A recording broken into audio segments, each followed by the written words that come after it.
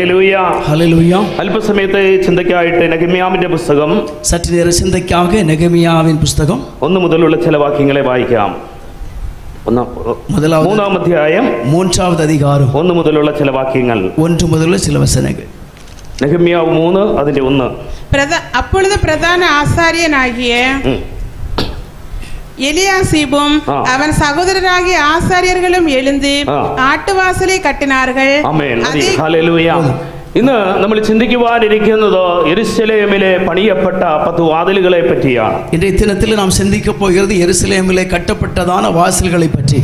ഇത് നമ്മൾ ചിന്തിക്കുമ്പോൾ യെരുശലേമിന്റെ വാതിൽ എന്ന് പറയുന്നത് ഒരു ഫിസിക്കലായ അർത്ഥത്തിൽ നമ്മൾ എടുക്കുമ്പോൾ இதை நாம் சிந்திக்கும் பொழுது எருசலேமின் வாசல் என்று சொல்லும் பொழுது நான் சாதாரணமான ஒரு பொருளில் அர்த்தத்தில் எடுத்துக்கொள்ளும் போது ഇതിനകത്ത് ഒരു ആത്മീയ അർത്ഥം നമ്മുടെ ജീവിതത്തിലെ പണിയപ്പെടുന്ന ഒരു 10 വാതിലുകളെയാണ് ഇന്നും നാളെയുമായി നമ്മൾ ചിന്തിക്കുവാൻ പോകുന്നത്. இதற்குள்ளிருந்து ஆவிக்குரிய நிலையிலே புரிந்து கொள்ளத்தக்க நிலையில் 10 விதமான வாசல்களை குறித்து நாம் இன்றைக்கும் நாளைய தினத்திலும் சிந்திக்க போகிறோம். ഭൗതികമായ അർത്ഥത്തിൽ നമ്മൾ എടുക്കുമ്പോൾ ഇതിന്റെ അർത്ഥം നമുക്ക് ഫിസിക്കലായി മനസ്സിലാക്കുവാൻ മാത്രമേ കഴിയുകയുള്ളൂ. உலக பிரகாரமான மிக அர்த்தத்தோடு நாம் அதை புரிந்து கொள்வோமானால் சாதாரணமான நிலையிலே மட்டுமே நாம் அதை புரிந்து கொள்ள முடியும். യെരുശലേമിന്റെ 10 വാതിൽ എന്ന് പറയുന്നത് ഒരു ആത്മീയന്റെ ഒരു വിശ്വാസിയുടെ ഒരു ദൈവിക മനുഷ്യന്റെ വാതിലുകളാണ്. അവന്റെ ജീവിതത്തിൽ പണിയുവാനുള്ള വാതിലുകളാണ്. எருசலேமின் வாசல் என்று சொல்லும் பொழுது விசுவாசம் இல்லாதவன் ஆவிக்குரியவன் அல்லாதவனுடைய வாழ்க்கையில கட்டப்பட வேண்டியதான் ரட்சிப்புக்கேற்ற வாசல்களை குறித்து இந்த பகுதியில் நாம் சிந்திக்க முடிகிறது.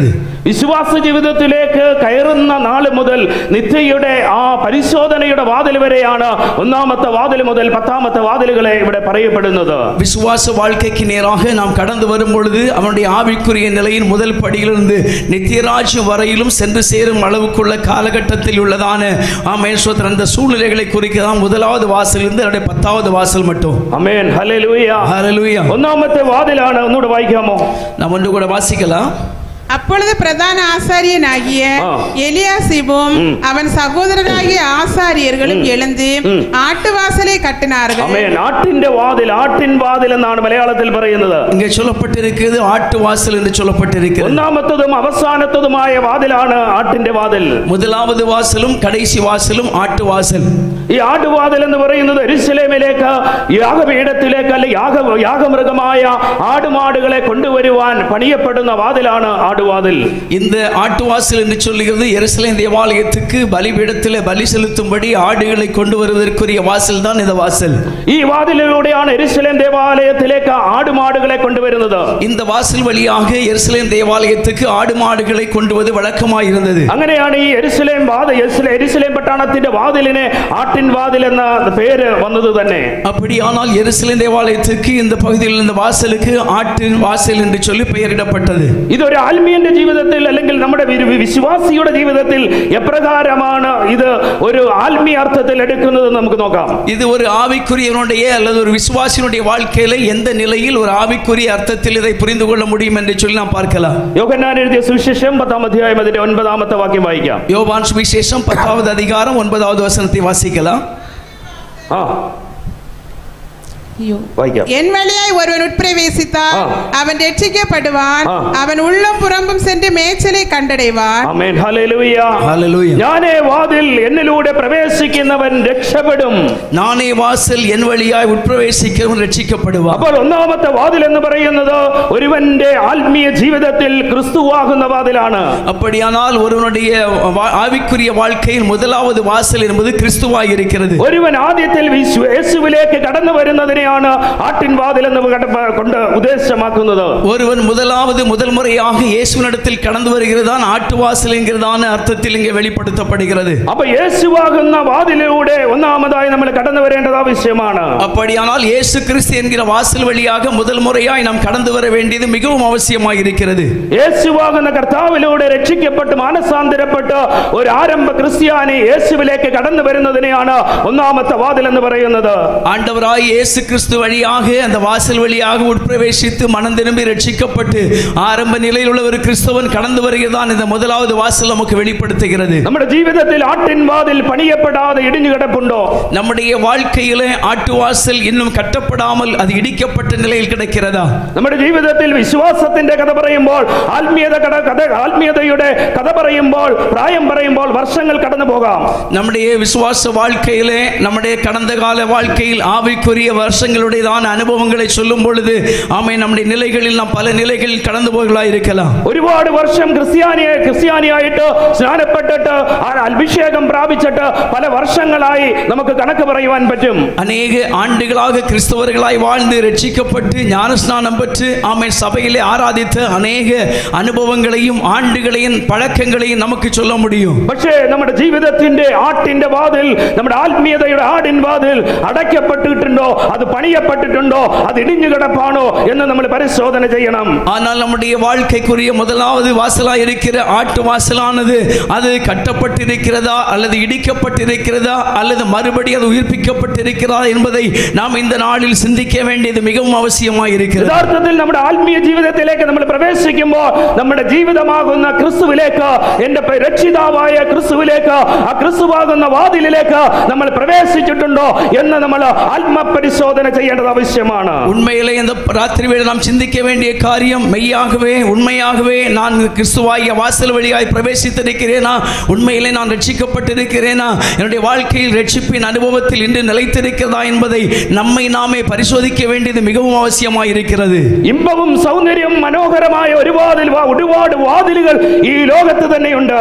ஆமென். பார்ப்பதற்கு சந்தோஷமும் அழகும் மகிழ்ச்சியும் நிறைந்த அநேக வாசல்கள் உலகத்தில் இருக்கிறது. പക്ഷേ നിത്യജീവനിലേക്ക്, നിന്നെ നിത്യതയിലേക്ക് കൊണ്ടുപോകുന്ന ഒരே ഒരു വാതിൽ അത് യേശുവിന്റെ വാതിലാണ്. ஆனால் நித்திய வாழ்வுக்கு நேராக என்னை நடத்தக்கூடிய ஒரே ஒரு வாசல் இருக்குமானால் அது ஆண்டவராகிய இயேசு கிறிஸ்து என்கிற வாசல் மட்டுமே. ആ വാതിലിലൂടെ നീ കടന്നാൽ നീ രക്ഷിക്കപ്പെടും. அந்த வாசல் வழியாய் நீ பிரவேசிப்பாயானால் நீ ரட்சிக்கப்படுவாய். ഞാൻ തന്നെ വഴിയും സത്യവും ജീവനുമാകുന്നു. நானே வழியும் சத்தியமும் ஜீவனுமாய் இருக்கிறேன். ഞാൻ വാതിലാകുന്നു. நான் வாசலாய் இருக்கிறேன். എന്നിലൂടെ കടക്കുന്നവൻ രക്ഷപ്പെടും. என் வழியாய் பிரவேசிக்கிறவன் ரட்சிக்கப்படுவான். നമ്മുടെ ജീവിതത്തിൽ, ആത്മീയ ജീവിതത്തിൽ രക്ഷപ്പെടണമെങ്കിൽ ക്രിസ്തുവാകുന്ന യേശുവിന്റെ വാതിലിലൂടെ ഉൾപ്രവേശിക്കുവാൻ തയ്യാറാകണം. நம்முடைய ஆவிக்குரிய வாழ்க்கையிலே நாம் ரட்சிக்கப்பட வேண்டுமானால் கிறிஸ்து என்கிறதான அந்த வாசல் வழியாய் நாம் உட்பிரவேசிக்க வேண்டியது மிகவும் அவசியமாய் இருக்கிறது. ക്രിസ്ത്യാനിയായ നമ്മൾ ഓരോരുത്തരും യേശുവിന്റെ വാതിലിലൂടെ ആ വാതിൽ ഇടിഞ്ഞു കിടക്കാതെ പണിയപ്പെടാൻ തയ്യാറെങ്കിൽ, கிறிஸ்தவர்களாய் இருக்கிற நம்முடைய வாழ்க்கையிலே ஆமென் ஆட்டு வாசல் என்கிற கிறிஸ்துவினுடைய அந்த வாசல் நம்முடைய வாழ்க்கையில் இடிக்கப்பட்டதாய் கிடக்குமானால் നമ്മൾ യേശുവിന്റെ അടുത്തേക്ക് കടന്നു പോകുവാൻ ആ വാതിൽ ഇന്ന് രാത്രികാലം പണിയപ്പെടണം. நாம் இயேசுவினிடத்திலே கடந்து போகிறதற்கு ஏதுவாக இந்த ராத்திரி அந்த வாசல் நமக்கு முன்பாய் கட்டப்பட வேண்டும். നമുക്ക് നമ്മളെ തന്നെ ശോധന ചെയ്ത് മുന്നോട്ട് പോയാൽ, நாம் நம்மை தாமே சோதனை செய்து முன்னேறி செல்வோமானால் നമ്മുടെ ജീവിതത്തിൽ ആ ആട്ടിന്റെ വാതിൽ തകർന്നു കിടപ്പുണ്ടോ എന്ന് നമുക്ക് ശോധന ചെയ്യുവാനിടയായി തീരും. நம்முடைய வாழ்க்கையில் அந்த ஆட்டு வாசல் தகர்க்கப்பட்டு கிடக்கிறதா என்பதை நாம் சோதிக்க வேண்டியது மிகவும் அவசியம். யோகன்னான் 10 ഒന്നുകൂടെ വായിക്കാം. 10:9 ഒന്നുകൂടെ വായിക്കാം. யோவான் 10:9 வாசிக்கலாம். நானே வாசல், என் வழியாய் ஒருவன் உட்பிரவேசித்தால் அவன் ரட்சிக்கப்படுவான், அவன் உள்ளும் புறம்பும் சென்று மேய்ச்சலை கண்டடைவான். അവൻ ഉള്ളും പുറവും ചെന്ന് മേച്ചിലിനെ കണ്ടടയും. அவன் உள்ளும் புறமும் சென்று மேய்ச்சலை கண்டடைவான். தொடர்ந்து வாയിക്കാമോ സിസ്റ്റർ? கீழ வாசிங்க. நானே வாசல், என் வழியாய் ஒருவன் உட்பிரவேசித்தால் அவன் ரட்சிக்கப்படுவான், அவன் உள்ளும் புறம்பும் சென்று மேய்ச்சலை கண்டடைவான்.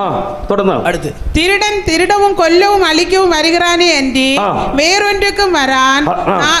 நானும் அவைகளுக்கு ஜீவன் உண்டாயிருக்கவும் அது பரிபூரணப்படவும் வந்தேன். ഇവിടെ രണ്ട് തരത്തിലുള്ള വാതിലുകളെയാണ് ഇവിടെ നമ്മൾ കേട്ടത്.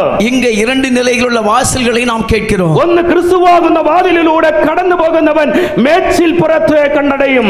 முதலாவது கிறிஸ்துவாகிய வாசல் வழியாய் கடந்து போகிறவன் மேய்ச்சலை கண்டடைவான். ലോകപരമായ വാതിലിലൂടെയാണ് നീ കടന്നു പോകുന്നതെങ്കിൽ നിന്റെ ജീവിതത്തിൽ അനർത്ഥങ്ങൾ ഉണ്ടാകും. உலக பிரகாரமான வாசல் வழியாய் நீ கடந்து போவாயானால் உன் வாழ்க்கையிலே ആപത്തുകൾ കടന്നു വരും. ക്രിസ്ത്യാനിയാന്ന പേര് മാത്രം നമ്മൾ ചുമക്കുകയും പക്ഷേ യേശുവിലൂടെയല്ല ലോകപരമായ വാതിലിലൂടെയാണ് നമ്മൾ കടക്കുന്നതെങ്കിൽ രക്ഷിക്കപ്പെടുക അസാധ്യമാണ്. ആമേൻ. கிறிஸ்துவின் பெயரில் மட்டும் நாம் வாழ்ந்து கொண்டு கிறிஸ்து என்கிறதான வாசல் வழியாய் உட்பிரவேசிக்காமல் இருப்போமானால் நிச்சயமாகவே நம்முடைய வாழ்க்கையில் ரட்சிக்கப்படுவது மிகவும் கடினமான காரியம். നെഹെമ്യാവിന്റെ കാലഘട്ടത്ത് യെരുശലേമിൽ ഒന്നാമത്തെ വാതിൽ പണിതത് അവ യഥാർത്ഥത്തിൽ യെരുശലേമിന്റെ വാതിലല്ലാതെ. ஆமென். நெகேமியாவின் காலகட்டத்திலே ஆமென் எருசலேமில் முதலாவது வாசல் கட்டப்பட்டது. உண்மையிலே அது முதலாவது வாசல் அல்ல. அது നമ്മുടെ ജീവിതത്തിലെ ആത്മീയതയിലേക്ക് പ്രവേശിക്കുന്ന ക്രിസ്തുവാകുന്ന വാതിലാണത്. அது நம்முடைய வாழ்க்கையில் ஆவிக்குரிய வாழ்க்கைக்குள் பிரவேசிக்கிறதான கிறிஸ்து என்கிற வாசலாய் இருக்கிறது. அது നമ്മുടെ ജീവിതത്തിൽ ഈ ക്രിസ്തുവാകുന്ന വാതിൽ ഇടിഞ്ഞു കിടക്കുകയാണോ? நம்முடைய வாழ்க்கையில் இந்த கிறிஸ்துவாகிய வாசல் இடிக்கப்பட்டு கிடக்கிறது. നമ്മളെ തന്നെ ശോധന ചെയ്തിട്ട് ഇവിടെ ഇരിക്കാൻ തയ്യാറായെങ്കിൽ, நம்மை தாமே சோதித்துக் கொண்டிருப்பதற்கு நாம் இன்றைக்கு ஆயத்தமாய் இருப்போமானால், ഈ നാലാമത്തെ ദിവസം നമ്മുടെ ജീവിതത്തിൽ യേശുവാകുന്ന വാതിൽ പണിയപ്പെടുവാൻ നീ തയ്യാറെങ്കിൽ, இந்த நாளில் ஆவிக்குரிய வாழ்க்கையில கிறிஸ்துவாகிய வாசலை நீ மறுபடியும் ஆமை கட்டி எழுப்பும்படி நீ முயற்சிப்பாயானால், ലോകപരമായ വാതിലിലൂടെയല്ല, അധികാരത്തിന്റെ വാതിലിലൂടെയല്ല, സംരക്ഷണം തോന്നിക്കുന്ന മനുഷ്യന്റെ കണ്ണിന് സൗന്ദര്യം തോന്നിപ്പിക്കുന്ന വാതിലിലൂടെ അല്ല നീ പോകേണ്ടത്. அதிகாரத்தினுடைய வாசல் வழியாக அல்ல, உலக பிரகாரமான வாசல் வழியாய் அல்ல, ஆமென், மனுஷனுடைய கண்களுக்கு இன்பத்தை கொடுக்கிற வாசல் வழியாக அல்ல நீ கடந்து போக வேண்டியது. യേശുവാകുന്ന ആട്ടിൻ വാതിലിലൂടെ നീ കടന്നു പോയാൽ, இயேசுவான ஆட்டு வாசல் வழியாய் நீ பிரவேசிப்பாயானால் നീ രക്ഷിക്കപ്പെടും. நீ രക്ഷിക്കപ്പെടുവാய். നീ രക്ഷപ്പെടും. നീ രക്ഷിക്കപ്പെടുവാய். അകത്തും പുറത്തും മേച്ചിൽ പുറങ്ങളെ നിനക്ക് സ്വന്തമാക്കുവാൻ കഴിയും. உள்ளும் புறமும் சென்று நல்ல மேய்ச்சலை அடைவதற்கு உன்னால் முடியும். ഹല്ലേലൂയ. ஹல்லேலூயா. പലരും പല കാലഘട്ടത്തിൽ നമ്മളെ വിളിക്കാറുണ്ട്, ஊழியக்காരെ എല്ലാവരെയും വിളിക്കാറുണ്ട്. ஆமென். பலரும் பல காலகட்டத்தில் நம்மை அழைக்கிறது வழக்கம், ஊழியக்காரர்கள் கூப்பிடுவாங்க. അവരെല്ലാം പലപ്പോഴും പറയുന്നു, പാസ്റ്റർ ഞാൻ 10 വർഷമായി 20 വർഷമായി ഞാൻ ചില വിഷയങ്ങൾക്ക് പ്രാർത്ഥിക്കുന്നു. ஆமென். ஸ்தோத்திரம். அவர்களாம் சொல்லுவாங்க, பாஸ்டர் நான் 10 வருஷமாக 20 வருஷமாக பல காரியங்களுக்காக ஜெபிக்கிறேன்னு சொல்லுவாங்க. പക്ഷേ ഒരു പച്ചപ്പും അല്ലെങ്കിൽ ഒരു മെച്ചവും എന്റെ ഞങ്ങളുടെ ജീവിതത്തിൽ ഇല്ല. ஆனால் ஒரு பசுமையான ஒரு அனுபவம் இதுவரை எங்கள் வாழ்க்கையில கடந்து வரவில்லை என்பார்கள். എന്താണ് ഇതിന് കാരണം? காரணம் என்ன? പ്രാർത്ഥന ഇല്ലാത്തതാണോ? ஜெபம் இல்லாதபடியால்? ആരാധന ഇല്ലാത്തതാണോ? ஆராதனை இல்லாததா? നല്ലൊരു ആത്മീയ ചർച്ചിൽ പോകാത്തതാണോ? நல்ல ஒரு ആവിക്കുரிய സഭയ്ക്ക് കടന്നു പോകാததா? ഇതൊന്നുമല്ല വിഷയം. இது எதுவும் காரியமல்ல. നീ മേച്ചിൽ പുറങ്ങളെ കണ്ടടയണമെങ്കിൽ, நீ நல்ல மேய்ச்சலை கண்டடைய നിന്റെ வேண்டுமானால், തലമുറകൾ നല്ല നന്മ പ്രാപിക്കണമെങ്കിൽ, உன்னுடைய சந்ததிகள் நல்ல நிலையில் சேர வேண்டுமானால், നിന്റെ കുടുംബം രക്ഷിക്കപ്പെടണമെങ്കിൽ, உன்னுடைய குடும்பம் ரட்சிக்கப்பட வேண்டுமானால், ആത്മീയ ഭൗതിക രീതിയിൽ നീ രക്ഷപ്പെടണമെങ്കിൽ, ஆவிக்குரிய உலக பிரகாரமான தேவைகளின் தப்பிக்கொள்ள வேண்டுமானால், നിന്റെ ഇടിഞ്ഞു കിടക്കുന്ന നിന്റെ ജീവിതത്തിലെ ആട്ടിൻ വാതിലിനെ പണിയണം. உன்னுடைய இடிக்கப்பட்டு கிடக்கிறதான உன் வாழ்க்கையின் ஆட்டு வாசலை நீ கட்ட வேண்டும். ആത്മീയ ജീവിതത്തിന്റെ ആട്ടിൻ വാതിൽ നീ പണിയുവാൻ തയ്യാറെങ്കിൽ, ஆவிக்குரிய வாழ்க்கையின் ஆட்டு வாசலை கட்டுவதற்கு நீ ஆயத்தமானால், നിന്റെ ജീവിതത്തിൽ ഒരു രക്ഷ പ്രാപിക്കുവാനിടയായി തീരും. உன்னுடைய வாழ்க்கையில நீ விடுதலை பெறுவதற்கு காரணமாய் முடியும். ഹല്ലേലൂയ. ஹல்லேலூயா. ഹല്ലേലൂയ. ஹல்லேலூயா. ഹല്ലേലൂയ. ஹல்லேலூயா. ഒരുപാട് ദൂതുകൾ നമ്മൾ കേൾക്കുന്നതാണ്. ஆமென். നമ്മുടെ ആലോചന നാം കേൾக்கிறோம். പല ദൈവദാസന്മാരും തലയിൽ കൈവച്ച് ദൂത് പറയും. பல தேவ மனிதர்களும் நம்முடைய தலையிலே கை வைத்து ஆலோசனை சொல்லுவார்கள். നിന്നെ വാലല്ല തലയാക്കും, உன்னை வாளாக்காமல் தலையாக்குவேன். അനുഗ്രഹത്തിന്റെ ദൂതുകളും പ്രവചനങ്ങളും കേട്ടാണ് നമ്മൾ ആത്മീയ കോളത്തിൽ മുന്നോട്ട് പോകുന്നത്. இப்படி ஆசீர்வாதத்தின் வார்த்தைகளையும் ஆலோசனைகளையும் தீர்க்க தரிசனம் கேட்டு ஆவிக்குரிய வாழ்க்கையில் நாம் முன்னேறி கொண்டிருக்கிறோம். പക്ഷേ കേട്ട ദൂതുകൾ നടക്കാതെയും കേട്ട പ്രവചനം നടക്കാതെയും നമ്മുടെ ജീവിതത്തിൽ കടന്നു പോകുന്നു. ஆனால் நாம் கேள்விப்பட்டதான தீர்க்க தரிசனமும் ஆலோசனைகளும் நம்முடைய வாழ்க்கையில் நடக்காமல் நம்முடைய வாழ்க்கையில் கடந்து போகிறது. കേട്ട പ്രവചനമല്ല കുഞ്ഞേ, കേട്ട ദൂതുകളല്ല. നിന്റെ ആട്ടിൻ വാതിൽ ഇന്ന് പരാത്രികാലം പണിയുവാൻ തയ്യാറെങ്കിൽ ദൂതിന്റെ ആവശ്യമില്ല, പ്രവചനത്തിന്റെ ആവശ്യമില്ല. നീ രക്ഷപ്പെടുമെന്ന് ജീവന്റെ വാർത്ത വിളിച്ചു പറയുകയാണ്. நீ கேட்டதான ஆலோசனையோ நீ கேட்ட தீர்க்க தரிசனமோ அல்ல தேவ பிள்ளையே, நீ தப்பித்துக் கொள்ள வேண்டுமானால் ஆட்டு வாசல் வழியாய் ஆமென் இந்த நாளில் பிரவேசிக்கத்தக்க இடிந்து கிடக்கிற ஆட்டு வாசலை நீ புதிதாய் உருவாக்கி கட்டி எழுப்புவாயானால் அதன் வழியாக நீ கடந்து போய் நல்ல நன்மைகளை பெற்றுக் கொள்வதற்கு ஏதுவாய் இருக்கும் என்று கர்த்தர் சொல்லுகிறார். ഹല്ലേലൂയ. ஹல்லேலூயா. ഹല്ലേലൂയ. ஹல்லேலூயா. ഹല്ലേലൂയ. ஹல்லேலூயா. നമ്മുടെ ആത്മീയ വർഷ ആത്മീയ ജീവിതത്തിന്റെ പ്രായം പറയുകയാണെങ്കിൽ, ഏജ് പറയുകയാണെങ്കിൽ വർഷങ്ങളുണ്ട്. இங்கே ஆவிக்குரியதான அனுபவத்தின் ஆண்டுகளை நாம் சொல்ல போனால் ஏழு ஆண்டுகள் கடந்து சென்று விட்டது. നമ്മുടെ ജീവിതത്തിൽ എന്താണ് മെച്ചം? நம்முடைய வாழ்க்கையில் என்ன லட்சியம்? എന്താണ് വിജയം നമ്മുടെ ജീവിതത്തിൽ? நம்முடைய வாழ்க்கையில் என்ன வெற்றியை பெற்றோம்? ഈ ലോകത്തിന്റെ വിജയം നമ്മൾ പ്രാപിച്ചിട്ടുണ്ടോ? ഈ ലോകത്തിന്റെ ഇവുലകത്തുരുക്കലാണ് കാര്യങ്ങൾ നാം വെற்றி பெற்றிருக்கிறோமா? നിത്യതയിൽ നമ്മൾ കടന്നു പോകുമെന്ന് ഉറപ്പുണ്ടോ? നിത്യ വാഴ്വുക്ക് നേരായി നിത്യരാജ്യത്തിൽ പ്രവേശിക്കുമെന്നതാണ് ഉறுதி നമുക്ക് இருக்கிறதா? കേട്ട പ്രവചനങ്ങളും കേട്ട വാർത്തകളും കേട്ട ദൂതുകളും ഒരുപാടാണ്. കേട്ട ദീർഘ ദർശനങ്ങൾ, കേട്ടதான நல்ல ஆலோசனைகள், கேட்ட நல்ல பிரசங்கங்கள் அதிகமாக இருக்கிறது. പക്ഷേ ஆனால் നീ നിന്റെ ജീവിതത്തിലെ ആട്ടിൻ വാതിൽ പണിയാതിരുന്നാൽ, உங்களுடைய வாழ்க்கையிலே ஆட்டுவாசலை கட்டாமல் இருந்தால், ആട്ടിൻ വാതിലിലൂടെ നീ പ്രവേശിക്കാതിരുന്നാൽ, ஆட்டுவாசல் வழியாய் பிரவேசியாமல் இருந்தால், ക്രിസ്തുവാകുന്ന വാതിലിനെ നീ പണിയാതിരുന്നാൽ, கிறிஸ்துவாகிய வாசலினை கட்டாமல் இருந்தால், യേശുവിന്റെ അടുത്തേക്ക് നീ കടന്നു പോകാതിരുന്നാൽ, இயேசுவின் அருகாமையில் கடந்து போகாமல் இருந்தால், യേശുവിന്റെ പാത പിന്തുടരാതിരുന്നാൽ, இயேசு கிறிஸ்துவின் வழியை பின்பற்றாமல் இருந்தால் நாம் രക്ഷിക്കപ്പെടുകയില്ല. நாம் രക്ഷിக்கப்பட முடியாது. நாம் രക്ഷപ്പെടുകയില്ല. நாம் രക്ഷിக்கப்பட முடியாது. Hallelujah, hallelujah, hallelujah, hallelujah, hallelujah, hallelujah. രാത്രികാലം നമ്മുടെ ഈ ദൂത് കേൾക്കുന്നതല്ല കുഞ്ഞ്.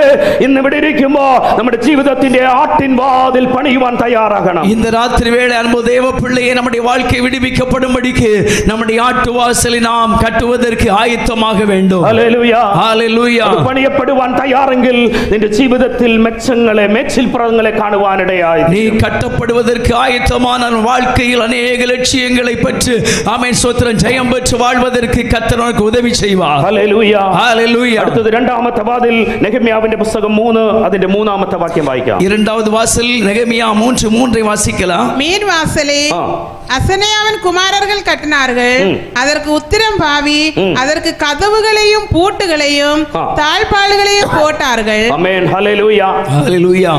ഈ യെരുശലേമിന്റെ രണ്ടാമത്തെ വാതിലാണ് മീൻ വാതിൽ. ആമേൻ. യെരുശലേമിൻ இரண்டாவது வாசல் மீன் வாசல். യെരുശലേം പട്ടണത്തിൽ മീൻ കച്ചവടക്കാര് മീൻ കൊണ്ടുവന്ന് കച്ചവടം ചെയ്യുന്നത് ഈ വാതിലിലാണ്. യെരുശലേം பட்டணத்தில் உள்ளதான மீன் வியாபாரிகள் மீன் வியாபாரம் செய்கிறது இந்த வாசலில் கொண்டு வந்து, അതുകൊണ്ടാണ് ഇതിനെ മീൻ വാതിൽ എന്ന് പറയുന്നത്. ஆகவேதான் அதற்கு மீன் வாசல் என்று அழைக்கப்படுகிறது. എന്നാൽ നമ്മുടെ ആത്മീയ ജീവിതത്തിൽ ഈ മീൻ വാതിലിന് ഒരു ആത്മീയ അർത്ഥമുണ്ട്. ஆனால் நம்முடைய ஆவிக்குரிய வாழ்க்கையில் இந்த மீன் வாசல் என்று சொல்லும் பொழுது ஒரு ஆவிக்குரிய பொருள் இருக்கிறது. ഹല്ലേലൂയ, ஹல்லேலூயா. യേശുവാകുന്ന വാതിലിലേക്ക് പ്രവേശിച്ച നീ, இயேசுவாகிய வாசலுக்குள் பிரவேசித்த நீ, ക്രിസ്ത്യാനി ആക്കപ്പെട്ട നീ, கிறிஸ்தவனாய் மாறின நீ, ക്രിസ്തുവിലേക്ക് നമ്മുടെ ജീവിതം സമർപ്പിച്ച ഓരോരുത്തരും, கிறிஸ்துவுக்குள்ளாக தங்கள் வாழ்க்கையை அர்ப்பணித்திருக்கிற ஒவ்வொருவரும், ക്രിസ്തുവിന്റെ വാതിലിലേക്ക് കടന്ന നമ്മള്, கிறிஸ்துவின் வாசல் வழியாய் பிரவேசித்திருக்கிற நாம் ഒരു മീനിനെ പോലെ ഒഴുക്കിനെ അതിജീവിച്ച് മുന്നോട്ട് പോകണം. ஒரு மீனை போல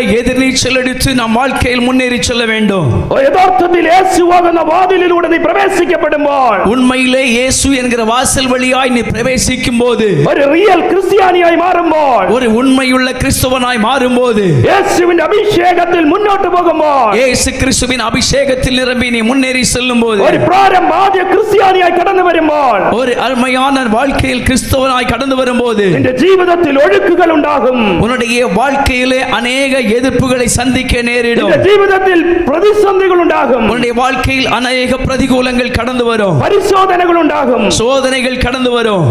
പിടിച്ചു നിൽക്കുവാൻ കഴിയാത്ത പല പ്രശ്നങ്ങൾ ഉണ്ടാകും. ஆமென். விசுவாசத்தில் உறுதியாய் நிற்க கூடாத சூழ்நிலைக்கு பல விதங்களில் உள்ள பிரதிகூலங்கள், போராட்டங்கள் கடந்து வரும். അവിടെയാണ് ഒരു വിശ്വാസി മീൻ വാതിലിനെ പണിയേണ്ടത്. அங்கேதான் ஒரு விசுவாசியானவர் மீன் வாசலை கட்டி எழுப்ப ആ வேண்டும். മീൻ വാതിലിലൂടെ പ്രവേശിക്കുന്ന ക്രിസ്ത്യാനി அந்த மீன் வாசல் வழியாக பிரவேசிக்கக்கூடிய கிறிஸ்தவன் ഒരു നല്ല മീനിനെ പോലെ എത്ര ഒഴുക്കിനെയും എത്ര പ്രതികൂലങ്ങളെയും എത്ര കുത്തി ഒഴുക്കിനെയും അതിജീവിച്ച് മുന്നോട്ട് പോകുവാൻ കഴിയും. ஆமென். ஒரு நல்ல ஆமென் ஸ்தோத்திரம் பயங்கரமான தண்ணீர் ஆமென் பாய்ந்து வருகிற இடத்தில் பயங்கரமான அந்த எதிர்நீச்சல் அடித்து கடந்து செல்கிறது போல விசுவாச வாழ்க்கையில் தேவ பிள்ளைகள் ஆமென் அந்த மீன் வாசலின் அனுபவத்தில் நாம் கடந்து போக வேண்டி வரும். ഹല്ലേലൂയ, ஹல்லேலூயா. சோதனையில் பரிசோதனையில் வாடி போகாനുള്ളതല്ല ക്രിസ്ത്യാനി. சோதனைகளையும் பரிசோதனைகளையும் கஷ்டங்களையும் கண்டு வாடி போக வேண்டியவர்கள் அல்ல கிறிஸ்தவர்கள். ശത്രുവിന്റെ ഘോര പീഡനങ്ങളാൽ തകർന്നു പോകാനുള്ളതല്ല ക്രിസ്ത്യാനി. சாத்தானுடையதான போராட்டங்களிலும் உபத்திரவங்களிலும் விழுந்து போக வேண்டியவர்கள் கிறிஸ்தவர்கள். രോഗങ്ങളും പ്രതികൂലങ്ങളും പരിശോധനകളും നിന്നെ മാടി മാടി വിളിക്കുമ്പോൾ അതിൽ നിന്നെല്ലാം ഉയർന്നു നിൽക്കുവാൻ കഴിയണം. வியாதிகளும் கஷ்டங்களும் போராட்டங்களும் எதிர்ப்புகளும் உன்னை அதிகமாய் நெருக்கி உனக்கு விரோதமாய் எழும்பும் பொழுது அதை பார்க்கிலும் அதை விடவும் மேலோக்கி செல்லுகிற ஆமென் தைரியசாலியாக விசுவாசத்தில் உறுதிப்பட்டவர்களாய் நிற்க வேண்டும். ഹല്ലേലൂയ, ஹல்லேலூயா, ഹല്ലേലൂയ. ஹல்லேலூயா. പരിശോധനകളിലും ശോധനകളിലും കണ്ണുനീരിന്റെ അനുഭവങ്ങളിലും എന്താണ് ഒരു മീനിനെ പോലെ കടന്നു ചെല്ലുവാൻ കഴിയുന്നതാണ് യഥാർത്ഥത്തിലെ ഒരു ക്രിസ്ത്യാനി എന്ന് പറയുന്നത്. சோதனைகளிலும் கண்ணீரின் பள்ளத்தாக்கின் பலவிதமான அனுபவங்களிலும் உண்மையுள்ள ஒரு கிறிஸ்தவன் ஒரு மீன் எப்படி எதிர்நீச்சல் அடித்து அதை கடந்து செல்கிறதோ அதே போல கடந்து செல்லத்தக்கதான தேவ கிருபை பெற்றவர்களாய் நாம் மாற வேண்டும். Hallelujah hallelujah. ഒരു വ്യക്തിയുടെ ആത്മീയ ജീവിതത്തിൽ മീൻവാതിൽ എങ്ങനെ തകർക്കപ്പെട്ടു അല്ലെങ്കിൽ തകർന്നു കിടക്കുന്നു എന്നറിയുന്നതിനാൽ ஒரு ஆமென் ஸ்தோத்திரம் ஆவிக்குரிய மனுஷனுடைய வாழ்க்கையில் எப்படி மீன் வாசல் தகர்க்கப்பட்டது என்று அறியும்படிக்கு ഒരുവന്റെ ജീവിതത്തിൽ ഈ വാതിൽ എങ്ങനെയാണ് തകർന്നു കിടക്കുന്നതെന്ന് മനസ്സിലാക്കാൻ കഴിയുന്നത് ஒருவனுடைய வாழ்க்கையில் வாசல் எப்படி தகர்ந்து கிடக்கிறது என்பதை புரிந்து கொள்ள முடிந்த காரியம் പരിശോധനകൾ പ്രതികൂലങ്ങൾ വരുമ്പോൾ അവർ യേശുവിനെ വിട്ട് പിന്മാറി പോകുന്നു. சோதனைகளும் பிரதிகூலங்களும் வாழ்க்கையில் கடந்து வரும்போது அப்படிப்பட்டவர்கள் இயேசுவை விட்டு பின்வாங்கி போகிறார்கள். യേശുവിനെ ഉപേക്ഷിച്ചവർ ഈ ലോകത്തിന്റെ കാര്യങ്ങളിലേക്ക് പോകുന്നു. இயேசு கிறிஸ்துவை விட்டு விலகி இவ்வுலகத்துக்குரிய காரியங்களை தேடி செல்கிறார்கள். യേശുവാകുന്ന രക്ഷകനെ വിട്ട് പല രക്ഷയിലേക്ക് കടന്നു പോകുന്നു. இயேசுவாகிய இரட்சகரை விட்டு பல உலக பிரகாரமான மற்ற காரியங்களை தேடி செல்கிறார்கள். ஹல்லேலூயா ஹல்லேலூயா ஹல்லேலூயா ஹல்லேலூயா ஹல்லேலூயா ஹல்லேலூயா ഹല്ലേലൂയ ഹല്ലേലൂയ. നമ്മുടെയൊക്കെ ജീവിതത്തിൽ നമ്മളൊക്കെ വീട് കെട്ടുമ്പോൾ ആശാരിയെ വിളിക്കാറ് പതിവുണ്ട് അല്ലേ? ആശാരിയെ വിളിക്കുന്ന എത്ര പേരുണ്ട്? ஆமென். நம்முடைய வீடுகளில் வேலை செய்து ആശാരിയെ വിളിച്ച് കുറ്റി വെക്കുന്നു. ஆசாரியை நம்ம வீட்டு வேலை தொடங்கும் போது ஆசாரியை கூப்பிட்டு தறி வைக்கிறது எத்தனை பேர் இருக்கீங்க? Hallelujah hallelujah hallelujah hallelujah. വീട് നിന്റെ മീൻവാതിൽ ഇടിഞ്ഞു കിടക്കുന്നതിന്റെ ഏറ്റവും വലിയ തെളിവാണ് ലോകത്തിന്റെ അടിസ്ഥാനമിട്ടിരിക്കുന്ന യേശുവിനെ വിളിക്കാതെ ഈ ലോകത്തിന് പരമായ ചിലർ വിളിച്ച് ഈ നിനക്ക് പാർപ്പിടത്തിന് സ്ഥാനം കാണുന്നത്. ஆமென். நம்முடையதான மீன் வாசல் தகர்ந்து கிடக்கிறபடினால் மட்டுமே ஆமென் ஸ்தோத்திரம் நம்முடையதான இரட்சகராகிய இயேசுவை விட்டு ஆமென் உலகத்துக்குரிய காரியங்களில் ஆமென் ஸ்தோத்திரம் உலக மனுஷனாய் இருக்கிற ஆசாரியை கூப்பிட்டு நாம தறி வைக்கிறதுக்கு காரணம் நம்முடைய பின்மாற்ற நிலையை அது காட்டுகிறது. ഹല്ലേലൂയ ஹல்லேலூய. രണ്ടാമത്തെ വാതിലായ മീൻ വാതിലിനെ നീ പണിയണം. இரண்டாவது வாசலாய் இருக்கிற மீன் வாசலை நீ கட்ட வேண்டும். യേശുവിന്റെ വാതിലിലേക്ക് പ്രവേശിച്ച് നീ തടസ്സങ്ങളെ അതിജീവിച്ചുകൊണ്ട് മുന്നോട്ട് പോടുവാൻ തയ്യാറാകണം. கிறிஸ்துவாகிய வாசலுக்குள் பிரவேசிப்பதற்கு தடையாய் இருக்கிறதான அந்த பிரதிகூலமான சூழ்நிலைகளை ஆமென் எதிர்நீச்சல் அடித்து முன்னேறி செல்வதற்கு நீ ஆயத்தமாக வேண்டும். മത്തായിയുടെ സുവിശേഷം 4-ാം അധ്യായം അതിന്റെ 19-ാമത്തെ വാക്യം. மத்தேயு சுவிசேஷம் 4வது அதிகாரம் 19வது வசனம். உடனே அவர்கள் வலைகளை விட்டு அவருக்கு பின் சென்றார்கள். அவர் அவ்விடம் விட்டு போகையில் வேற 2 சகோதரராகிய செபதேயுவின் மகன் யாக்கோபும் அவன் சகோதரன் யோவானும் தங்கள் தகப்பன் செபதேயுடனே படவில் இருந்து தங்கள் வலைகளை பழுது பார்த்து கொண்டிருக்கிற போது அவர்களை கண்டு அவர்களையும் அழைத்தார். உடனே அவர்கள் படவையும் தங்கள் தகப்பனை விட்டு அவருக்கு பின் சென்றார்கள். பின்பு இயேசு கலிலேயே எங்கு சுற்றி நடந்து ഹല്ലേലൂയ.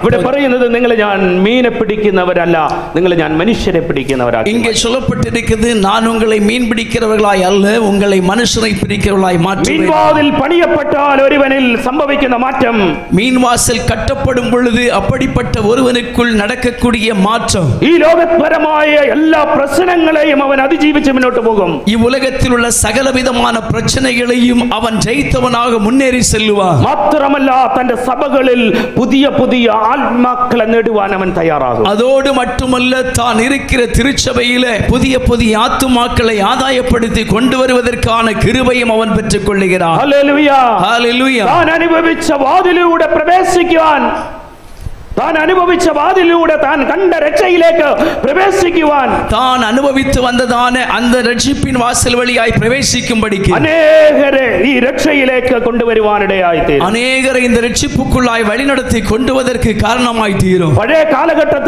പഴയ കാലഘട്ടങ്ങളിൽ ക്രിസ്ത്യാനിയാകപ്പെട്ട വിശ്വാസികളുടെ ഡ്രസ്സിൽ മീനിന്റെ അടയാളം വെച്ചിരിക്കുന്നതായി കാണപ്പെടും. கிறிஸ்தவர்களாக மாறுகிறதான விசுவாசிகளுடைய வஸ்திரத்திலே மீன் அடையாளம் பதிக்கப்பட்டிருக்கிறதை பார்க்க முடியும். ചില രാജ്യങ്ങളിൽ ആ മീൻ അടയാളം ക്രിസ്ത്യാനിയുടെ അടയാളമായി മാറിക്കൊണ്ടിരിക്കുന്നതായി നമുക്ക് കാണാൻ പറ്റും. யூதருடையதான ராஜ்யங்களிலே அந்த மீன் அடையாளம் என்பது ஆமென் கிறிஸ்தவருடைய அடையாளமாய் மாறிக்கொண்டிருக்கிறதை பார்க்க முடியும். ആ അടയാളം സൂചിപ്പിക്കുന്നത് ഏത് ശോധന ഘട്ടത്തിലും ഞാൻ ഒരു മീനിനെ പോലെ മുന്നോട്ട് പോകും. அந்த அடையாளம் நமக்கு காட்டுகிறது என்னவென்றால் எப்படிப்பட்ட சூழ்நிலைகள் எதிர்ப்புகள் வந்தாலும் அந்த பிரதிகூலத்தின் நடுவிலும் நான் ஒரு மீனை போல முன்னேறி செல்லுவேன் என்பதை காட்டுகிறது. ஹல்லேலூயா ஹல்லேலூயா ஹல்லேலூயா പരിശോധനയിൽ തകർന്നു പോകാനല്ല, നിന്റെ മീൻവാതിലിനെ നീ പണിയണം.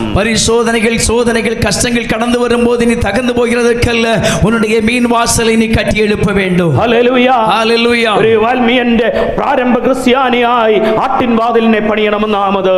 ஆமென். முதலாவது நீ உன்னுடைய வாழ்க்கையிலே முதல் கிறிஸ்தவனாய் வாழ்கிறபடினால் ஆட்டு வாசலை கட்ட வேண்டும். യേശുവാകുന്ന വാതിലിലൂടെ നീ പ്രവേശിച്ചു കഴിയുമ്പോൾ അടുത്തതായി നിനക്ക് പണിയുവാനുള്ളത് മീൻ വാതിലാണ്. இயேசு என்கிற வாசல் வழியாய் நீ பிரவேசித்து கடக்கும் பொழுது அதற்கு தொடர்ந்து அடுத்ததாய் நீ கட்ட வேண்டிய வாசல் மீன் வாசல் என்று சொல்லப்படுகிறது. ഹല്ലേലൂയ ஹல்லேலூயா ഹല്ലേലൂയ ஹல்லேலூயா. ജീവിതത്തിൽ ഇടിഞ്ഞു കിടക്കുന്ന മീൻ വാതിലിനെ പണിയണം. வாழ்க்கையிலே உடைக்கப்பட்டு தகர்க்கப்பட்டு கிடைக்கிறதான மீன் வாசலை கட்ட வேண்டும். അടുത്തതായി വായിക്കാം 3:6 നെഹെമ്യാവ് 3:6. நெகேமியா 3:6 வாசிக்கலாம். பழைய வாசலை பசேயாகின் குமாரனாகிய யோதாவும் பேசோதியின் குமாரனாகிய மெசுல்லாவும் பழுது பார்த்து கட்டினார்கள். Hallelujah hallelujah. പഴയ വാതിലിനെ കെട്ടി, பழைய வாசலை கட்டி. കൊൻപടി വാതിൽ എന്ന് പറയുന്ന വാതിലും ഇത് തന്നെയാണ്. ஆமென். ஸ்தோத்திரம். கடைசி வாசல் என்று சொல்லப்படுகிறது இதுதான். കൊൻപടി വാതിലും ഇത് തന്നെയാണ്. கோன்படி வாதில் கோன்படி ஆமே குரோம்படி வாசல் என்று சொல்லுகிறது. அதாவது மேலான வாசல் என்பது இதுதான். ஹல்லேலூயா ஹல்லேலூயா. എന്താണ് ഈ പഴയ വാതിൽ എന്നുകൊണ്ട് ഉദ്ദേശിക്കുന്നത്? என்ன இந்த பழைய வாசல் என்று சொல்லி ஆமென் சொல்லப்பட்டிருக்கிறது. ഹല്ലേലൂയാ. പേരിന്റെ അടിസ്ഥാനത്തിൽ തന്നെ പഴയ കാര്യം, പഴയ വാതിൽ, பெயருடைய அஸ்திபாரத்தில் சொல்லும் பழைய ஏற்கனவே முடிந்து போன காலகட்டத்தில் உள்ள காரியங்கள். ഹല്ലേലൂയാ ഹല്ലേലൂയാ. ഇന്നത്തെ ക്രിസ്ത്യാനികളെല്ലാം ന്യൂജനാണ്, ന്യൂജൻ. இந்த காலகட்டத்தில் உள்ளதான கிறிஸ்தவர்கள் எல்லாம் நியூ ஜெனரேஷன். ஆமென். புது ஆமென் சந்ததிகளாய் இருக்கிறாங்க. Worship new gen, worship new gen. Amen. ஆராதனை புதிய அனுபவத்தில் இருக்கிறது. பிரசங்கம் நியூ ஜெனரேஷன் ആണ്. பிரசங்கங்கள் புதிய அனுபவத்தில் மாறி இருக்கிறது. എല്ലാ തരത്തിലും ബൈബിളിന്റെ അടിസ്ഥാനത്തിൽ നിന്ന് പുതിയ ജനറേഷനിലേക്ക് മാറിക്കൊണ്ടിരിക്കുകയാണ്. ആമേൻ. സകല കാര്യങ്ങളും വേദ പുസ്തകത്തിൻ അസ്തിവാരത്തിൽ നിന്ന് മറ്റൊരു നിലയ്ക്ക് പുതിയ അനുഭവത്തിലേക്ക് നേരായി കടന്നുകൊണ്ടിരിക്കുന്നത്. സുവിശേഷം വിട്ടു മാറിക്കൊണ്ടിരിക്കുകയാണ്. സുവിശേഷത്തെ വിട്ടു പോയിക്കൊണ്ടിരിക്കുന്നത്. ഉപദേശം വിട്ട് സഭ മാറിക്കൊണ്ടിരിക്കുകയാണ്. ഉപദേശങ്ങളെ വിട്ട് സഭ പോയിക്കൊണ്ടിരിക്കുന്നത്. ആളുകളെ കൂട്ടുവാൻ വേണ്ടി ഉപദേശത്തെ വിട്ട് ജനങ്ങളുടെ ഇഷ്ടത്തിനനുസരിച്ച് ഉപദേശങ്ങൾ കൊടുക്കുകയാണ്. ജനങ്ങളെ കൂട്ടുகிறதற்காக ஜனத்தின் விருப்பத்திற்கு ஏற்றவாறு உபதேசங்கள் மாற்றப்பட்டு கொண்டிருக்கிறது. വിശുദ്ധിയിലും വേർപാടിലും ആരാധിക്കുന്നതിന് പകരം സിനിമാറ്റിക് ഡാൻസുകളും സിനിമ കാണിക്കുന്നതിനെക്കാട്ടിലും മ്ലേച്ഛമായ രീതിയിൽ സഭയിൽ ആരാധന നടത്തിക്കൊണ്ടിരിക്കുകയാണ്. ஆமென். பரிசுத்தமும் ஆமென் பிரித்தெடுக்கப்பட்ட வேறுபடுத்தப்பட்ட அனுபவங்களையும் விட்டுவிட்டு இன்றைக்கு சினிமா நடிகர்கள் காண்பிக்கிறதை பார்க்கிலும் மிக கேவலமாக இன்றைக்குள்ள ஆராதனைகள் மாறிக்கொண்டிருக்கிறது. ചിലയിടത്തിലേക്ക് കയറി ചെന്നാൽ, ചിലയിടങ്ങളിലേക്ക് കയറി ചെന്നു കഴിഞ്ഞാൽ, சில இடங்களில் நாம் கடந்து செல்வோமானால் ലൈറ്റ് കൊണ്ട് പല പല ലൈറ്റുകൾ ഡിമ്മും ബ്രൈറ്റും അടിച്ച് ആരാധന നടത്തുന്നത് കാണാം. ஆமென். வித்தியாசமான ஆமென் மேடைகளை அலங்கரித்து பலவிதமான லைட்டுகளை எல்லாம் வைத்து ஆமென் டிம் பண்ணி அப்படி ஆராதிக்கிறதை நாம் பார்க்க முடியும். പബ് പോലും തോറ്റുപോകുന്ന, ബാർ പോലും തോറ്റുപോകുന്ന തരത്തിൽ ആഡംബരങ്ങളെ കൊണ്ട് ദൈവത്തെ ആരാധിക്കുന്ന തരത്തിൽ പുതിയ ജനറേഷൻ ക്രിസ്ത്യാനികൾ മാറിക്കഴിഞ്ഞു. உலகத்தான் தோல்வி அடைந்து போகிற அந்த சூழ்நிலைக்கு நேராக கிறிஸ்தவனுடைய வாழ்க்கையில் ஆராதனை ஆடம்பரத்தில் மிஞ்சினதாய் மாறிக்கொண்டிருக்கிறது. Hallelujah hallelujah. ആൺകുട്ടികളുടെയും പെണ്ണുങ്ങളുടെയും അല്ലെ സ്ത്രീകളുടെയും സഹോദരിമാരുടെയും വസ്ത്രധാരണം ടോട്ടലി മാറി. ஆண் பிள்ளைகள், பெண் பிள்ளைகள், ஸ்திரீகள், புருஷர்கள் எல்லாருடைய வஸ்திரம் தரிக்கிற அனுபவங்கள் கூட முழுவதுமாய் மாறிவிட்டது. ആൺ പെണ്ണിന്റെ വസ്ത്രമോ പെണ്ണാണിന്റെ വസ്ത്രമോ ധരിക്കരുതെന്ന് വചനം പഠിപ്പിക്കുമ്പോൾ ഇന്ന് സഭയിൽ ആണും പെണ്ണും വ്യത്യാസമില്ലാതെ ഒരേ വസ്ത്രം ധരിച്ചു വരുന്നു. ஆமென். ஆண்கள் பெண்களுடைய வஸ்திரத்தையோ பெண்கள் ஆண்களுடைய வஸ்திரத்தையோ தரிக்க கூடாது என்று பரிசுத்த வேதம் நமக்கு கற்றுக் கொடுக்கும் பொழுது இன்றைக்கு ஆணேது பெண்ணேது என்று வித்தியாசம் தெரியாத நிலையிலே சபைகளில் ஆமென் தேவ பிள்ளைகள் கடந்து வந்து ஆராதிக்கிறார்கள். ஹல்லேலூயா ஹல்லேலூயா. பழைய வாதில் பணியணும். பழைய வாசலை கட்டி எழுப்ப வேண்டும். புதிய வாதில் அல்ல பணிയേണ്ടത്, പഴയ വാതിൽ. புது வாசலை அல்ல நாம் கட்ட வேண்டியது பழைய வாசல். നീ പഠിക്കുന്ന വാതിലല്ല, നീ അറിഞ്ഞ വാതിലല്ല, നീ കണ്ട വാതിലല്ല, നിന്റെ ചിന്തയിലെ നിന്റെ ബുദ്ധിയിലെ വാതിലല്ല, പഴയ ഉപദേശത്തിൽ നിന്ന് വളരണം. நீ இப்போது படித்துக் கொண்டிருக்கிறதும் உன் கண்களால் கண்டு கொண்டிருக்கிறதும் நீ கேள்விப்பட்டதுமான வாசல்கள் அல்ல.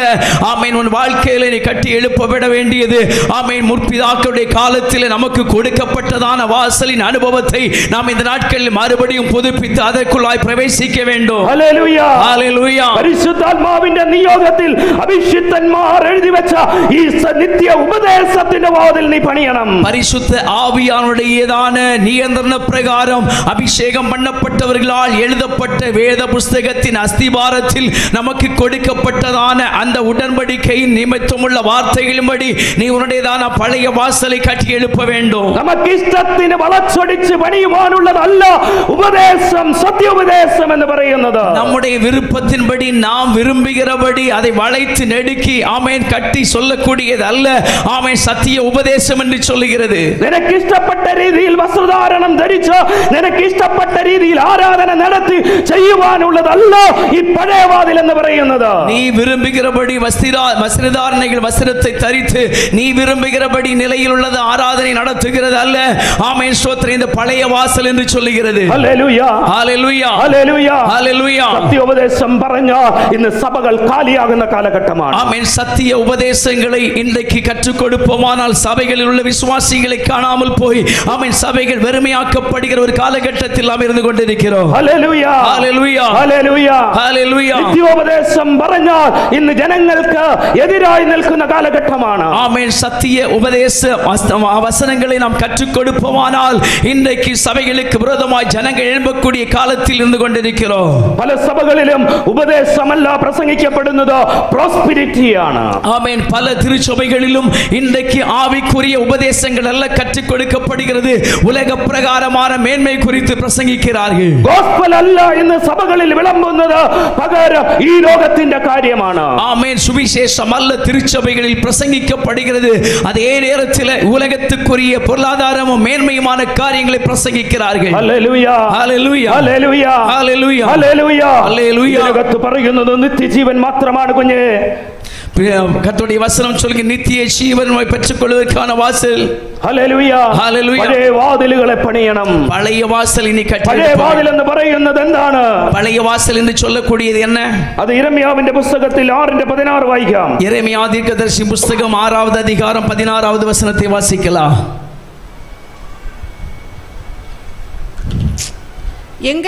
எங்கள் பகைஞர் எல்லாரும் அதை கேட்ட போதும் எங்கள் சுற்றுப்புறத்தாராகிய புறஜாதியான அனைவரும் യിരെമ്യാവ് 6:16. യെസ്. നിങ്ങൾ വഴികളിൽ ചെന്ന് നല്ല വഴി ഏതെന്ന് പഴയ വഴികളെ കണ്ട് മനസ്സിലാക്കുവീൻ. நீங்கள் வழிகளில் சென்று பூர்வ பாதைகள் எது என்று கேட்டு அறிந்து அதை அறிந்து கொள்ளுங்கள் என்று ഹല്ലേലൂയ ஹல்லேலூயா ഹല്ലേലൂയ. ഹല്ലേലൂയ. നമ്മൾ നടക്കുന്ന പുതിയ വഴി അല്ല നല്ല വഴി. நாம் நடக்கக்கூடிய புதிய பாதைகள் அல்ல நல்ல வழிகள். നമ്മൾ കേൾക്കുന്ന പുതിയ സുവിശേഷമല്ല നല്ല സുവിശേഷം. நாம் கேள்விப்படக்கூடியதான புதிய சுவிசேஷங்கள் அல்ல உண்மையான சுவிசேஷம். ഈ ലോകത്തിലുള്ള സുവിശേഷമല്ല, പ്രോസ്പെരിറ്റിയുടെ സുവിശേഷമല്ല. യഥാർത്ഥത്തിലെ സുവിശേഷം ഗോസ്പൽ പറയുന്ന പഴയ സുവിശേഷം അത്രേ. ஆமென். இவ்வுலகத்துக்குரிய காரியங்களின் ஆசீர்வாதங்களை பற்றி நமக்கு விளம்பிக் கொடுக்கக்கூடியதான சுவிசேஷம் அல்ல உண்மையான சுவிசேஷம். ஆமென். சத்திய வேதத்தில் சொல்லப்பட்டிருக்கிற ஆவிக்குரிய ரட்சிப்பின் சுவிசேஷமே சுவிசேஷம். ഹല്ലേലൂയ ஹல்லேலூயா. നിനക്ക് ജോലി കിട്ടുന്ന സുവിശേഷമല്ല ഇത്. உனக்கு வேலை கிடைக்கிறது சுவிசேஷம் சொல்லுகிறது அல்ல. നിനക്ക് 4 മാടി വീട് വെക്കുന്ന സുവിശേഷമല്ല ഇത്. ஆமென். உனக்கு 4 மாடி வீடு வைக்கிறதுக்காக சொல்லப்படுகிற சுவிசேஷம் அல்ல அது. നിനക്ക് ബെൻസും ജാഗ്വറും വാങ്ങുന്ന സുവിശേഷമല്ല ഇത്. ஆமென். உனக்கு விலையேறப்பட்ட கார்கள் வாங்கி கொடுப்பதல்ல சுவிசேஷம். Hallelujah hallelujah.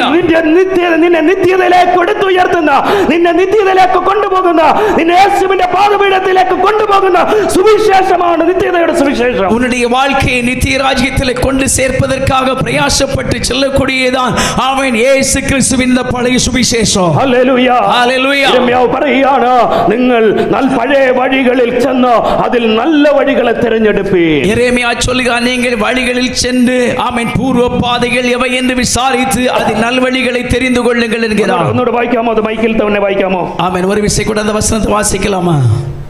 வழிகளிலே நின்று பூர்வ பாதையில் எவை என்று கேட்டு விசாரித்து പൂർവ പാത ഏതെന്ന് കേട്ട് മനസ്സിലാക്കി நல்ல வழி எங்கே என்று பார்த்து നല്ല വഴി എവിടെയെന്ന് മനസ്സിലാക്കി അതിലേ നടവുங்கள். ഹല്ലേലൂയ. അപ്പോൾ എന്ത് ചെയ്യണം? പഴയ പാതകൾ ഏതാണ് നല്ലതെന്ന്, ഏതാണ് വചനമെന്ന്, ഏതാണ് സത്യസുവിശേഷമെന്ന്, ഏതാണ് നിത്യസുവിശേഷമെന്ന് മനസ്സിലാക്കണം. அப்படியானால் நாம் என்ன செய்ய வேண்டும் என்றால் தேவ சமூகத்தில் கடந்து போய் ஆமென் பூர்வ பாதைகள் எது என்று விசாரித்து சத்தியமான உபதேசம் எது, நித்தியத்தில் நம்மை கொண்டு சேர்க்கிற உபதேசம் எது, பொழுது ஆமென் சரியான பாதை எது, சரியான உபதேசம் எது என்பதை நாம் நன்றாக கேட்டு அறிந்து புரிந்து அதன்படி நடக்க வேண்டும். ஹல்லேலூயா, ஹல்லேலூயா. നിന്നെ കിളിപ്പെടുത്തുന്ന സുവിശേഷമല്ല യഥാർത്ഥ സുവിശേഷം. உன்னை திருப்திப்படுத்தக்கூடியதான சுவிசேஷம் அல்ல உண்மையுள்ள சுவிசேஷம். സുവിശേഷം കേൾക്കുമ്പോൾ നിന്റെ ഹൃദയത്തിനകത്ത് കീറൽ വീഴുന്നുവെങ്കിൽ അതാണ് കുഞ്ഞേ നിന്റെ പാപം ചെയ്ത നിന്റെ ഹൃദയം വിണ്ടു കീറുന്നുവെങ്കിൽ, നിനക്ക് നൊമ്പരപ്പെടുന്നുവെങ്കിൽ, നിനക്ക് വേദനപ്പെടുന്നുവെങ്കിൽ അതാണ് പഴയ സുവിശേഷം. சுவிசேஷம் கேட்கும் பொழுது என் அன்பு தேவ பிள்ளையே, உன் இருதயம் ஆமென் ஸ்தோத்திரம் குத்தப்படுமானால், உன் இருதயம் கிழிக்கப்படுமானால், உனக்கு வேதனைகளும் துக்கங்களும் அந்த வார்த்தைகள் நிமித்தம் புறப்படுமானால், உண்மையான சுவிசேஷம் என்பது அது மட்டுமே. ഹല്ലേലൂയ, ஹல்லேலூயா, ഹല്ലേലൂയ, ஹல்லேலூயா. ഈ ഒരുപാട് യാത്ര ചെയ്യുന്ന മനുഷ്യനാണ് ഞാൻ. ஆமென். அநேக தூரம் பிரயாணம் பண்ணக்கூடிய ஒரு மனுஷன் தானா. ചില ട്രെയിൻ യാത്ര കടന്നു പോകുമ്പോൾ, ട്രെയിൻ യാത്ര ഇങ്ങനെ ചെയ്യുമ്പോൾ, ட்ரெயின் பிரயாணத்தில் இப்படி கடந்து செல்லும் போது ചിലരുടെ വസ്ത്രധാരണം കണ്ടിട്ട് ഞാൻ എന്നോട് തന്നെ ഇങ്ങനെ ചിന്തിക്കാറുണ്ട്. சிலர் தரித்திருக்கிற வஸ்திரங்களை பார்த்து என்னை பார்த்து நானே கேட்பேன்.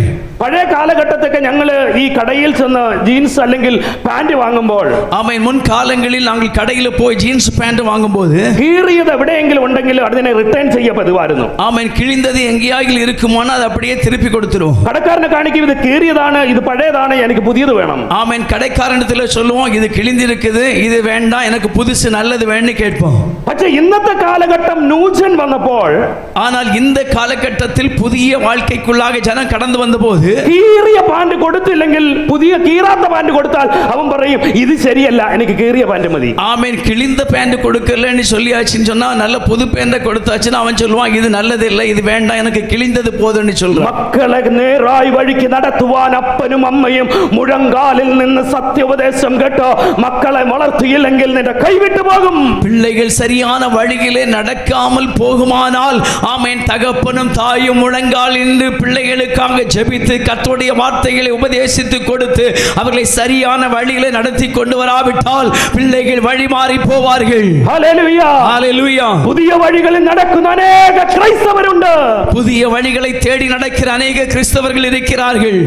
പുതിയ രീതിയിൽ എങ്ങനെ പാപം ചെയ്യാം, എങ്ങനെ പാപത്തോടെ യേശുവിനെ ആരാധിക്കാം എന്ന് റിസർച്ച് ചെയ്യുന്നവരും കാണും.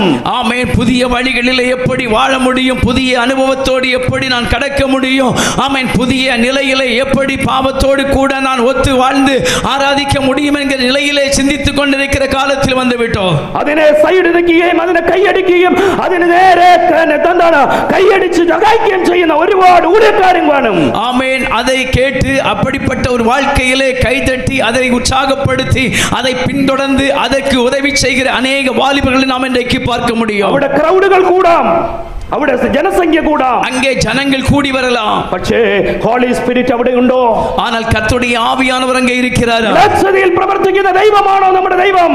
ஆமென், ஸ்தோத்திரம். மோசமான காரியங்களை வளர்த்தி எடுக்கக்கூடிய ஆண்டவரோ நம்முடைய ஆண்டவர். ഹല്ലേലൂയ, ஹல்லேலூயா, ഹല്ലേലൂയ, ஹல்லேலூயா. കർത്താവിനെ ആരാധിക്കുന്ന ദൈവജനത്തിന്റെ ശരീരം ജാതികൾ കാണരുത്.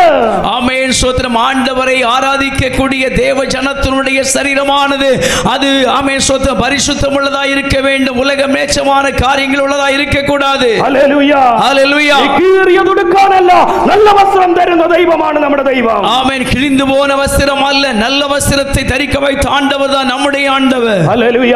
ஹல்லேலூயா. ചില ആൺകുട്ടികള് നടക്കുന്ന വസ്ത്രം ചോദിച്ചാൽ ഈ ഇന്നർ വിയർ അതിന്റെ എലാസ്റ്റിക് മുകളിൽ കണ്ട് നടക്കുന്നതായി കാണാം. ஆமென், சில ஆண் பிள்ளைகள் வஸ்திரம் தரித்து போறதை பார்த்தீங்கன்னா பேண்ட்டுக்கு மேல ஆமென் ஸ்தோத்திரம் உள்ளுக்கு போட்ட அந்த ட்ரெஸ் கூடதான அந்த எலாஸ்டிக் மேல தெரிகிற அளவுல போட்டு நடக்கிறத பார்க்க முடியும். ഇത് പണ്ട് കാലത്ത് പുരുഷ മൈതുനക്കാർ എന്ന് പറയുന്ന ഒരു കാറ്റഗറി ഉണ്ടായിരുന്നു. പുരുഷ മൈതുനക്കാർ. ஆமென், அந்த காலத்திலே புருஷ மைதுனக்கார் என்கிறதான ஒரு பகுதியினர் இருந்தாங்க. ഇന്നും ചില രാജ്യങ്ങൾ പുരുഷ മൈതുനക്കാരുണ്ട്. இன்றைக்கும் சில ராஜ்யங்களில் அவர்கள் இருக்கிறார்கள். അതിന്റെ അർത്ഥം എന്ന് പറയുന്നത് മെയിൽ പ്രോസ്റ്റിറ്റ്യൂട്ട്. அதனுடையதான பொருள் என்னவென்று கேட்டால் மெயில் ப்ராஸ்டிடியூட் என்று சொல்லப்படுகிறது. അവർ ഞാൻ മെയിൽ പ്രോസ്റ്റിറ്റ്യൂട്ട് ആണെന്ന് കാണിക്കുന്നതാണ് ഇന്നർ വിയറിനെ മുകളിൽ കയറ്റി ഇടുക എന്ന് പറയുന്നത്. அவர்கள் நான் ஆண், அதாவது ஸ்தோத்திரம் I am ready to sex.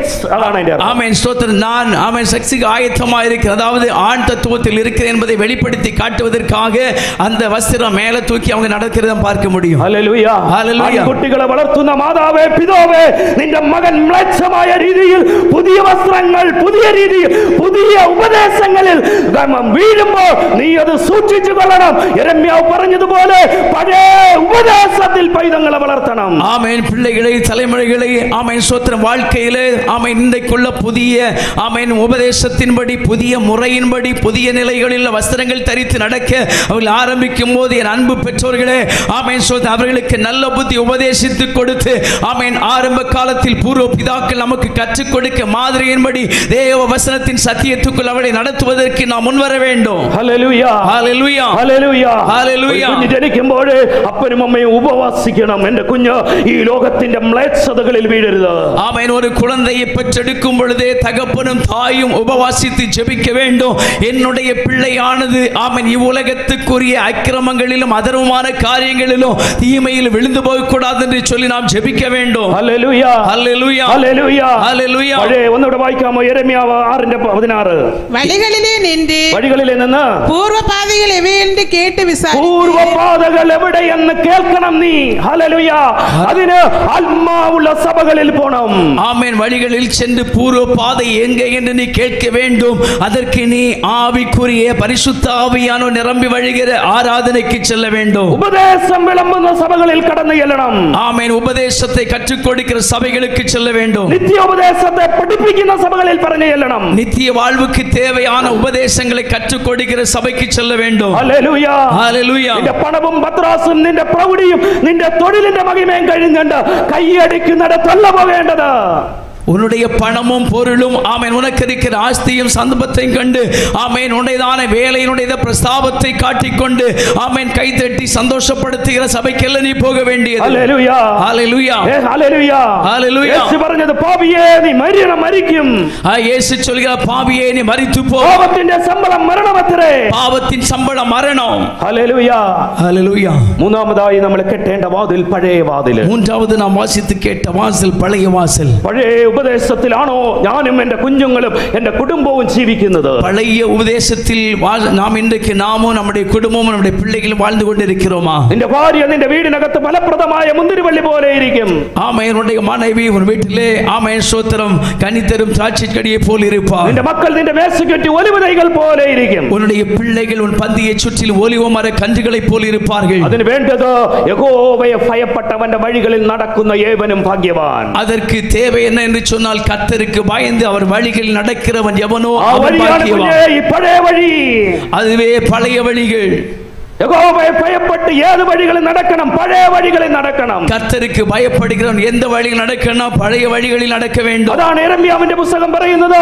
പഴയ വഴിയിൽ നല്ല വഴി തിരഞ്ഞെടുത്ത് നടക്കണം. அதுதான் எரேமியா புத்தகத்தில் சொல்லப்பட்டிருக்கிறது. பூர்வ பாதைகளில் நல்ல வழி எது என்று கண்டுபிடித்து நடக்க வேண்டும். ഹല്ലേലൂയ ஹல்லேலூயா ഹല്ലേലൂയ ஹல்லேலூயா ഹല്ലേലൂയ ஹல்லேலூயா ഹല്ലേലൂയ ஹல்லேலூயா. തിരുവത്താഴമെടുക്കുമ്പോൾ നമ്മൾ കാണാം, അവൻ അപ്പം എടുത്തു വാഴ്ത്തി നുറുക്കി ശിഷ്യന്മാർക്ക് കൊടുത്തു. ஆமென். கர்த்தருடைய ராப்போஜன பந்தியிலே நம்முடைய ஆண்டவர் ஆமென் அப்பத்தை எடுத்து பிட்டு ஆமென் வாழ்த்தி அதை சீஷர்களுக்கு கொடுத்தார். ഹല്ലേലൂയ ஹல்லேலூயா. ചിലർക്കൊക്കെ നുറുക്കി അപ്പം കൊടുക്കുകയാണ് കൊണ്ടുവന്നത്. ஆமென். சிலர் இன்னைக்கு ஆமென் ஸ்தோத்திரம் பிட்டு அப்பம் கொடுக்கறாங்க. ഹല്ലേലൂയ ஆமென். ഹല്ലേലൂയ ஹல்லேலூயா. മുക്കി കൊടുത്ത ഒരിടം മാത്രമേ പറയുന്നുള്ളൂ, യൂദാസിന്. ஆமென். முக்கி கொடுத்த ஒரே ஒரு நபர், அது யாருன்னு சொன்னா யூதாசு கொடுக்கப்பட்டது. ചില സഭകളിൽ നിന്ന് മുക്കി കൊടുപ്പാണ് പരിപാടി. ஆமென். சில சபைகளிலே முக்கி கொடுக்கறாங்க. നിന്നെ നീ അറിയാതെ യൂദാസാക്കി മാറ്റിക്കൊണ്ടിരിക്കുകയാണ്. ஆமென். ஸ்தோத்திரம். உன்னை இன்னைக்கு ஆமென் யூதாசாய் மாற்றி கொண்டிருக்கிறாங்க. അവൻ അപ്പം എടുത്ത് വാഴ്ത്തി നുറുക്കി ശിഷ്യന്മാർക്ക് കൊടുത്തു. அவர் அப்பத்தை எடுத்து ஸ்தோத்திரம் பண்ணி பிட்டு சீஷர்களுக்கு கொடுத்தார். നുറുക്കി കൊണ്ടുവരുന്ന അപ്പം കൊടുക്കുവാനല്ല, അപ്പത്തെ നുറുക്കി കൊടുക്കുവാനാണ് കൽപ്പന പറയുന്നത്. ஆமென். பிட்டு கொண்டு வரக்கூடிய அப்பத்தை கொடுப்பதற்கல்ல, அப்பத்தை பிட்டு அவர்களுக்கு கொடுக்கும்படி வேதம் கற்றுக் கொடுக்கிறது. ഹല്ലേലൂയ ஹல்லேலூயா. പഴയ വഴി എന്തെന്ന് അറിഞ്ഞുകൊള്ളണം നമ്മൾ.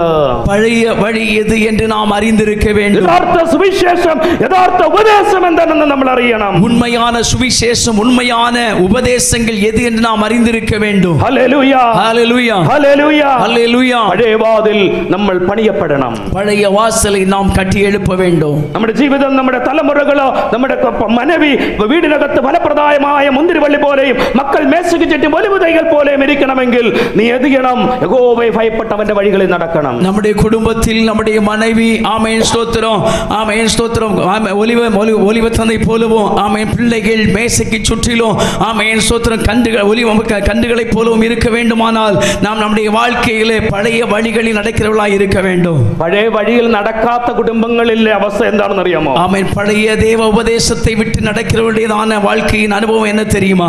ഭാര്യ വീടിനകത്തെ ഫലപ്രദമായ മുന്തിരിവള്ളിയാകില്ല. மனைவி ஒருபோதும் ஆமென் வீட்டுக்குள்ளாக ஆமென் கனி கொடுக்கிற திராட்சை செடியாய் இருக்க முடியாது. മക്കൾ മേശയ്ക്ക് ചുറ്റും ഒലിവുതൈകളായി വളരില്ല. பிள்ளைகள் மேசை பந்தியை சுற்றிலும் ஒலிவு மர கன்றுகளைப் போல இருக்க முடியாது. ഭാര്യ വല്ല ചൊരിതനത്തെയും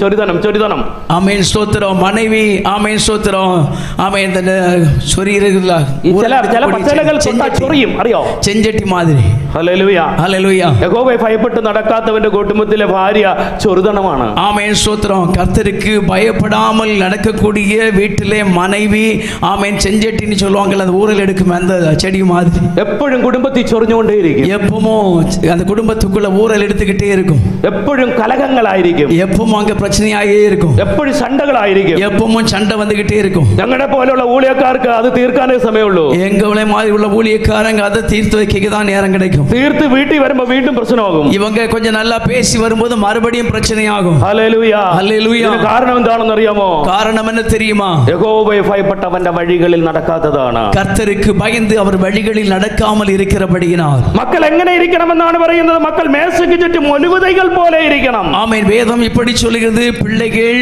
பந்தியை சுற்றிலும் ஒலிவ மர கன்றுகளைப் போல இருக்க வேண்டும் என்று நமக்கு கற்றுக் கொடுக்கிறது. ഒലിവ് മരം വളർന്നു കഴിയുമ്പോൾ ഇത് നല്ല മെഡിസിൻ ആണ്.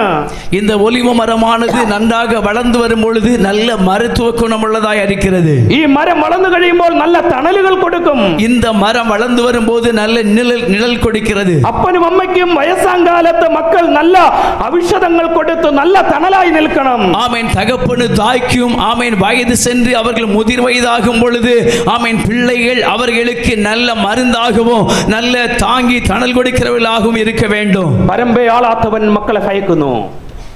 பிறம்பை கையாளாதவன் பிள்ளையை ஆமென் ஸ்தோத்திரம் பகைக்கிறான். ഇന്നത്തെ അപ്പനും അമ്മയ്ക്കും മക്കളെ അടിക്കാൻ പേടിയാണ്. ஆமென் ஸ்தோத்திரம். இந்த காலகட்டத்தில் அப்பாவுக்கும் அம்மாவுக்கும் பிள்ளை அடிக்கிறதுக்கு பயம். മക്കളെ അടിച്ചു വളർത്തുന്ന എത്ര രക്ഷകർത്താക്കളുണ്ട് ഇതിനകത്തൊന്ന് കൈവക്കോ? பிள்ளைகளை அடிச்சு வளர்த்துக்கூடிய எத்தனை பெற்றோர்கள் இதுக்குள்ளாக இருக்கீங்க? கை தூக்குங்களேன். ഹല്ലേലൂയ.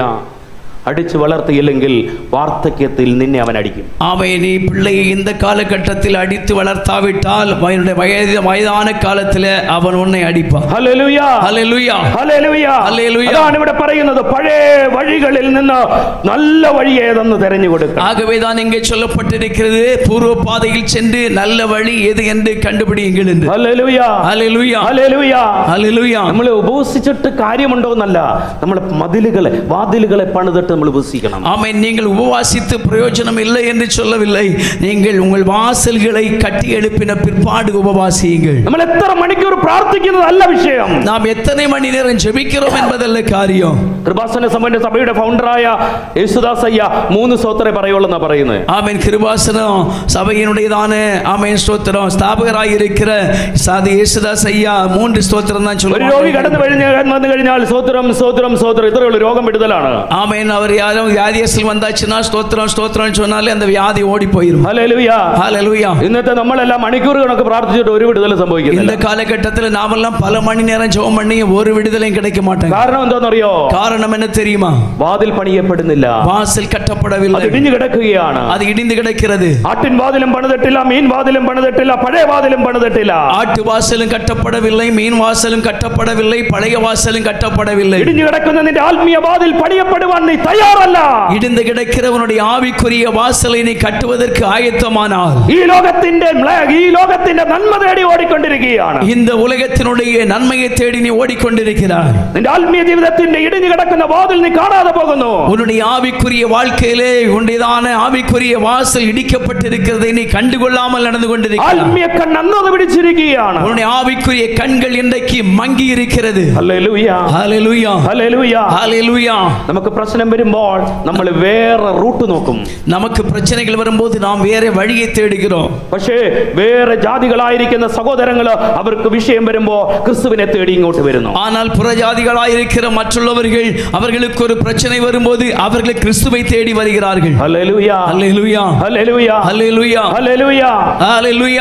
പഴയ വാതിൽ പണിയപ്പെടണം. பழைய வாசல் கட்டப்படணும். പഴയ ഉപദേശത്തിൽ നീ നിലനിൽക്കണം. பழைய உபதேசங்களில் நீ நிலைத்திருக்க வேண்டும். വചനപ്രകാരം നീ നടക്കണം. வசனத்தின்படி நீ நடக்க வேண்டும். കൽപ്പനകൾ പ്രമാണിച്ച് നിൽക്കണം. கற்பனைகளுக்கு கீழ்ப்படிந்து நீ நடக்க வேண்டும். വചനമനുസരിച്ച് ജീവിക്കണം. வசனத்தின்படி நீ வாழ வேண்டும். ഉപദേശത്തിൽ നീ നടക്കണം. தேவ ஆலோசனையின்படி நீ நடக்க வேண்டும். ഹല്ലേലൂയ ஹல்லேலூயா. പഴയ വാതിലിനെ പണിയണം. பழைய வாசல்களை கட்ட வேண்டும். അടുത്തത് 3:13 വായിക്കാം. നെഹെമ്യാവ് 3:13. நெகேமியா 3:13 வாசிக்கலாம். பள்ளத்தாக்கின் வாசலை ஆனோனும் சானோவாகின் குடிகளும் பழுது பார்த்து கட்டினார்கள்.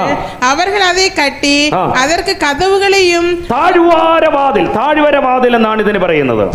நீங்க சொல்ல பள்ளத்தாக்கின் வாசல் என்று சொல்லப்படுகிறது. ബെൻഹിന്നോം താഴ്വര, ബെൻഹിന്നോം വാതിൽ, ബെൻഹിന്നോം. ஆமென். பென்ஹினோ வாசல். ഹല്ലേലൂയ. ഒരുവൻ ആട്ടിൻ വാതിലെ പണിത് മീൻ വാതിലിനെ പണിത് പഴയ വാതിലിനെ പണിയുമ്പോൾ അവന്റെ ജീവിതത്തിൽ ഉണ്ടാകുന്നതാണ് താഴ്മയുടെ അനുഭവം. ஆமென். ஒருவன் ஆட்டு வாசலை கட்டி, ஆமென், அதற்கு பின்பாடு மீன் வாசலை கட்டி, அதை தொடர்ந்து பழைய வாசலை கட்டி, நான்காவது அவன் கடந்து போகும்போது தான் தாழ்மையின் வாசலுக்குள் பிரவேசிக்கிறான். ഹല്ലേലൂയ ஹல்லேலூயா. ചില ആത്മീയ സഭയിലെ മക്കളെ നമ്മൾ മുഖത്ത് നോക്കി ചിരിച്ച് അവർ ചിരിക്കില്ല. இன்றைக்கு ஆவிக்குரிய சபைகளுடைய பிள்ளைகளை நாம் பார்க்கும்போது நமக்கு தெரியும். ഹല്ലേലൂയ. അവർ ചിരിക്കില്ല. அவங்க சிரிக்க மாட்டாங்க. ഒരു CSA തിരുച്ചഭയിലെ ഒരു RC സഭയിലെ ഒരു ഹൈന്ദവ സഹോദരനെ നോക്കി ചിരിച്ചാൽ പരിചയമില്ലെങ്കിൽ അവർ ചിരിക്കും. ஆமென். ஒரு CSA சபையோ RC சபையோ அல்லது ஒரு ஹைந்தவ சகோதரனை நாம் பார்ப்போமானால் அவர்கள் சிரித்தால் சந்தோஷம் அவங்க சிரிக்கிறதை நாம் பார்க்க முடியும். എന്നാൽ ചില പെന്തക്കോസ് ചില കാറ്റഗറി ആൾക്കാരെ നോക്കി അവർ ചിരിക്കില്ല. ஆமென். பெந்தெக்கோஸ்தே ஆராதனைகளில் சில குறிப்பிட்ட ஜனங்களை நாம் பார்ப்போமானால் அவங்க சிரிக்க மாட்டாங்க. താഴ്വര വാതിൽ ഇടിഞ്ഞു കിടക്കുകയാണ്. ஆமென். பள்ளத்தாக்கின் வாசல் அது இடிந்து கிடக்கிறது. ഞാൻ എന്തോ വലിയ ആളാന്നുള്ള ചിന്തയാണ് അവിടെ. நான் உங்களை எல்லாரை விடவும் பெரியவன் என்கிறதான அந்த மனப்பான்மை. ഞാൻ മാത്രമേ സ്വർഗ്ഗരാജ്യത്തിൽ പോകൂ എന്ന ചിന്തയാണത്. நான் மட்டுமே பரலோகத்துக்கு போவேன் என்கிறதான அந்த சிந்தை. ഹല്ലേലൂയ ஹல்லேலூயா. താഴ്വര വാതിൽ നീ പണിയണം. ஆமென். பள்ளத்தாக்கின் வாசலை நீ கட்ட வேண்டும். ഇതിന്റെ ഫിസിക്കൽ മീനിങ് എന്ന് പറയുന്നത്, இதனுடையதான ஆமென் சாதாரணமான பொருள் என்பது சொல்றது, ഈ വാതിലിലൂടെയാണ് ജനങ്ങൾ താഴ്ച അല്ല പടം യെരുശലേമിൽ നിന്ന് താഴ്വാരങ്ങളിലേക്ക് പോകുന്നത്. ஆமென். இந்த வாசல் வழியாகத்தான் ஜனங்கள் எருசலேமிலிருந்து பள்ளத்தாக்கு வழியாய் கடந்து செல்வது. ഹല്ലേലൂയ ஹல்லேலூயா. അതുകൊണ്ടാണ് ഇതിനെ താഴ്വരയുടെ വാതിൽ എന്ന് പറയുന്നത്. ஆகவேதான் இது பள்ளத்தாக்கின் வாசல் என்று சொல்லப்படுகிறது. ഇവിടെ നമ്മൾ പണിയപ്പെടുന്നത് നമ്മുടെ ജീവിതത്തിൽ ഒരു ക്രൈസ്തവന്റെ അനുഭവത്തിലേക്ക്, ഒരു ക്രിസ്ത്യാനിയുടെ അനുഭവത്തിലേക്ക് എത്തുമ്പോൾ അവന്റെ ജീവിതത്തിൽ താഴ്മയുണ്ടാകണം. ஆமென். ஒரு கிறிஸ்தவனுடைய வாழ்க்கை என்று சொல்லுகிறது, உண்மையுள்ள கிறிஸ்தவனுடைய வாழ்க்கையில் ஒரு தாழ்மையின் அனுபவம் உருவாக வேண்டும். നന്മ ചെയ്യുവാൻ ത്രാണിയിരിക്കുമ്പോൾ നീ അത് ചെയ്യാതിരിക്കുന്നത് പാപം. நன்மை செய்ய திராணி இருக்கும் பொழுது அதை செய்யத்தக்கவர்களுக்கு செய்யாமல் இருக்கக்கூடாது என்று சொல்லப்படுகிறது. ഹല്ലേലൂയ ஹல்லேலூயா. ഹല്ലേലൂയ ஹல்லேலூயா. നമ്മുടെ ജീവിതത്തിൽ യഥാർത്ഥത്തിൽ താഴ്മയുണ്ടോ? நம்முடைய வாழ்க்கையிலே உண்மையிலே நமக்கு தாழ்மை இருக்கிறதா? നമ്മുടെ ജീവിതത്തിൽ താഴ്മയുടെ അനുഭവമുണ്ടോ? நம்முடைய வாழ்க்கையில் தாழ்மையின் அனுபவம் இருக்கிறதா? ആ താഴ്മ കാണിച്ചു തന്നത് ആദ്യം യേശുവാണ്. ஆமென். நமக்கு அந்த தாழ்மையை காட்டி கொடுத்தது முதலாவது நம்முடைய ஆண்டவராகிய இயேசு. യോഹന്നാൻ എഴുതിയ സുവിശേഷം 13-ാം അധ്യായം അതിന്റെ 4-5 വാക്യങ്ങൾ വായിക്കാം. யோவான் சுவிசேஷம் 13வது அதிகாரம் அதனுடைய 4-5 வசனங்களை வாசிக்கலாம். போஜனத்தை விட்டெழுந்து வஸ்திரங்களை கழற்றி வைத்து ஒரு சீலையை எடுத்து அறையிலே கட்டிக்கொண்டு பின்பு பாத்திரத்தில் தண்ணீர் வார்த்து ശീശരുடைய കാലുകളെ കഴുവവും. ഹല്ലേലൂയ. ലോകത്തിന്റെ രക്ഷകനായ പിതാവിന്റെ വലതുഭാഗത്ത് ഉപേക്ഷിതനായിരുന്ന യേശു ഭൂമിയിലേക്ക് പൂർണ്ണ അവതാരമായി ഇറങ്ങി വന്ന് മനുഷ്യന്റെ കാലുകൾ പഴകുവാൻ താഴ്ത്തി കൊടുത്തു. உலக இரட்சகராயிருந்த பரலோகத்தின் தேவனிடத்திலிருந்து பூமிக்கு இறங்கி வந்த உலக இரட்சகராகிய இயேசு கிறிஸ்துவானவர் ஆமென் ஸ்தோத்திரம் பாத்திரத்தில் தண்ணீர் எடுத்து தம்முடைய சிஷ்யருடைய மனுஷனுடைய கால்களை கழுகி காண்பித்து தம்முடைய தாழ்மையை வெளிப்படுத்தி கொடுத்தார். അവൻ പണിത് കാണിച്ചു തന്നത് താഴ്മയുടെ വാതിലാണ്. அவர் நமக்கு காட்டி கொடுத்தது தாழ்மையின் வாசல். ഒരു ജീവിതത്തിൽ ഒരു മനുഷ്യന്റെ ജീവിതത്തിൽ ഏറ്റവും ഇമ്പോർട്ടൻസ് താഴ്മയാണ്. ஆமென். ஒரு மனுஷனுடைய வாழ்க்கையிலே மிக முக்கியமானது அது தாழ்மை. ഹല്ലേലൂയ ஹல்லேலூயா ഹല്ലേലൂയ ஹல்லேலூயா. മൊബൈൽ ഫോണിന് ഒരുപാട് പേര് അടിമപ്പെട്ടിരിക്കുകയാണ്. இன்றைக்கு மொபைல் போனுக்கு அநேகர் அடிமைப்பட்டிருக்கிறார்கள். പണ്ട് ഒരു തരത്തിലുള്ള അപ്പച്ചന്മാരും അമ്മച്ചിമാരും മാത്രമേ ഉള്ളൂ ചുണ്ണാമ്പ് തേക്കുന്നത്. ஆமென். அந்த காலகட்டத்தில் ஆமென் ஒரு குறிப்பிட்ட ஆமென் வயது சென்ற முதியோர்கள் தகப்பனார் தாத்தாக்கள் பாட்டிகள் தான் ஆமென் சுண்ணாம்பு தடவிக்கிட்டு இருந்தாங்க. ഇന്ന് എല്ലാവരും ചുണ്ണാമ്പ് തടവിക്കൊണ്ടിരിക്കുകയാണ്. இன்னைக்கு எல்லாரும் சுண்ணாம்பு தடவிட்டு இருக்காங்க. ഹല്ലേലൂയ ஹல்லேலூயா. ഒരു ട്രെയിൻ യാത്ര അല്ലെങ്കിൽ ഒരു ബസ് യാത്ര ചെയ്യുമ്പോൾ ഇടതും വലതും നോക്കില്ല, ചുമ്മാ മൊബൈൽ തോണ്ടിക്കൊണ്ടിരിക്കുക. ஆமென். ஒரு ட்ரெயின் பிரயாணத்திலோ அல்லது ஒரு பஸ் பிரயாணத்திலோ நாம் இடதுபுறமோ வலதுபுறமோ பார்த்தோம்னு சொன்னா ஆமென் சொல்றது எல்லாரும் ஆமென் மொபைலை தட்டிக்கிட்டே இருக்கிறாங்க. പ്രസംഗം കേട്ടുകൊണ്ടിരിക്കുമ്പോഴും ഇവിടെ തോണ്ടലാണ് പരിപാടി. ஆமென். வசனத்தை கேட்டுக்கொண்டிருக்கும் பொழுதும் அங்க மொபைலை தட்டுக்கிறத நாம் பார்க்க முடியும். ഹല്ലേലൂയ ஹல்லேலூயா ഹല്ലേലൂയ ஹல்லேலூயா. ഒരിടത്ത് ഒരു അമ്മയ്ക്ക് സുഖമില്ല, അറ്റാക്ക് വന്നിരിക്കുകയാണ്. ஆமென். ஒரு இடத்துல ஒரு தாய்க்கு அட்டாக் வந்திருக்கிறது. ഇവനോട് പറഞ്ഞു, മോനെ എനിക്ക് നെഞ്ചുവേദന എടുക്കുന്നു, നീ ഹോസ്പിറ്റലിൽ കൊണ്ടുപോകണം. ஆமென். அந்த தாயா தன் மகனை பார்த்து சொன்னாங்க, மகனே எனக்கு நெஞ்சு வலி வந்திருக்குது, எனக்கு ஹாஸ்பிட்டலுக்கு போகணும். ഇവൻ മൊബൈലിൽ ഇങ്ങനെ ഹെഡ്സെറ്റ് ഒക്കെ വെച്ചിട്ട് വെക്കടാ പിടി എന്ന് പറഞ്ഞുകൊണ്ടിരിക്കുക. ஆமென். இவன் மொபைல் போனை எடுத்துக்கிட்டு ஹெட்ஃபோன் சொல்லிக்கிட்டு அதை பிடிச்சிக்கிட்டே இருக்கிறான். ആള് പബ്ജി കളിക്കായിരുന്നു. പബ്ജി.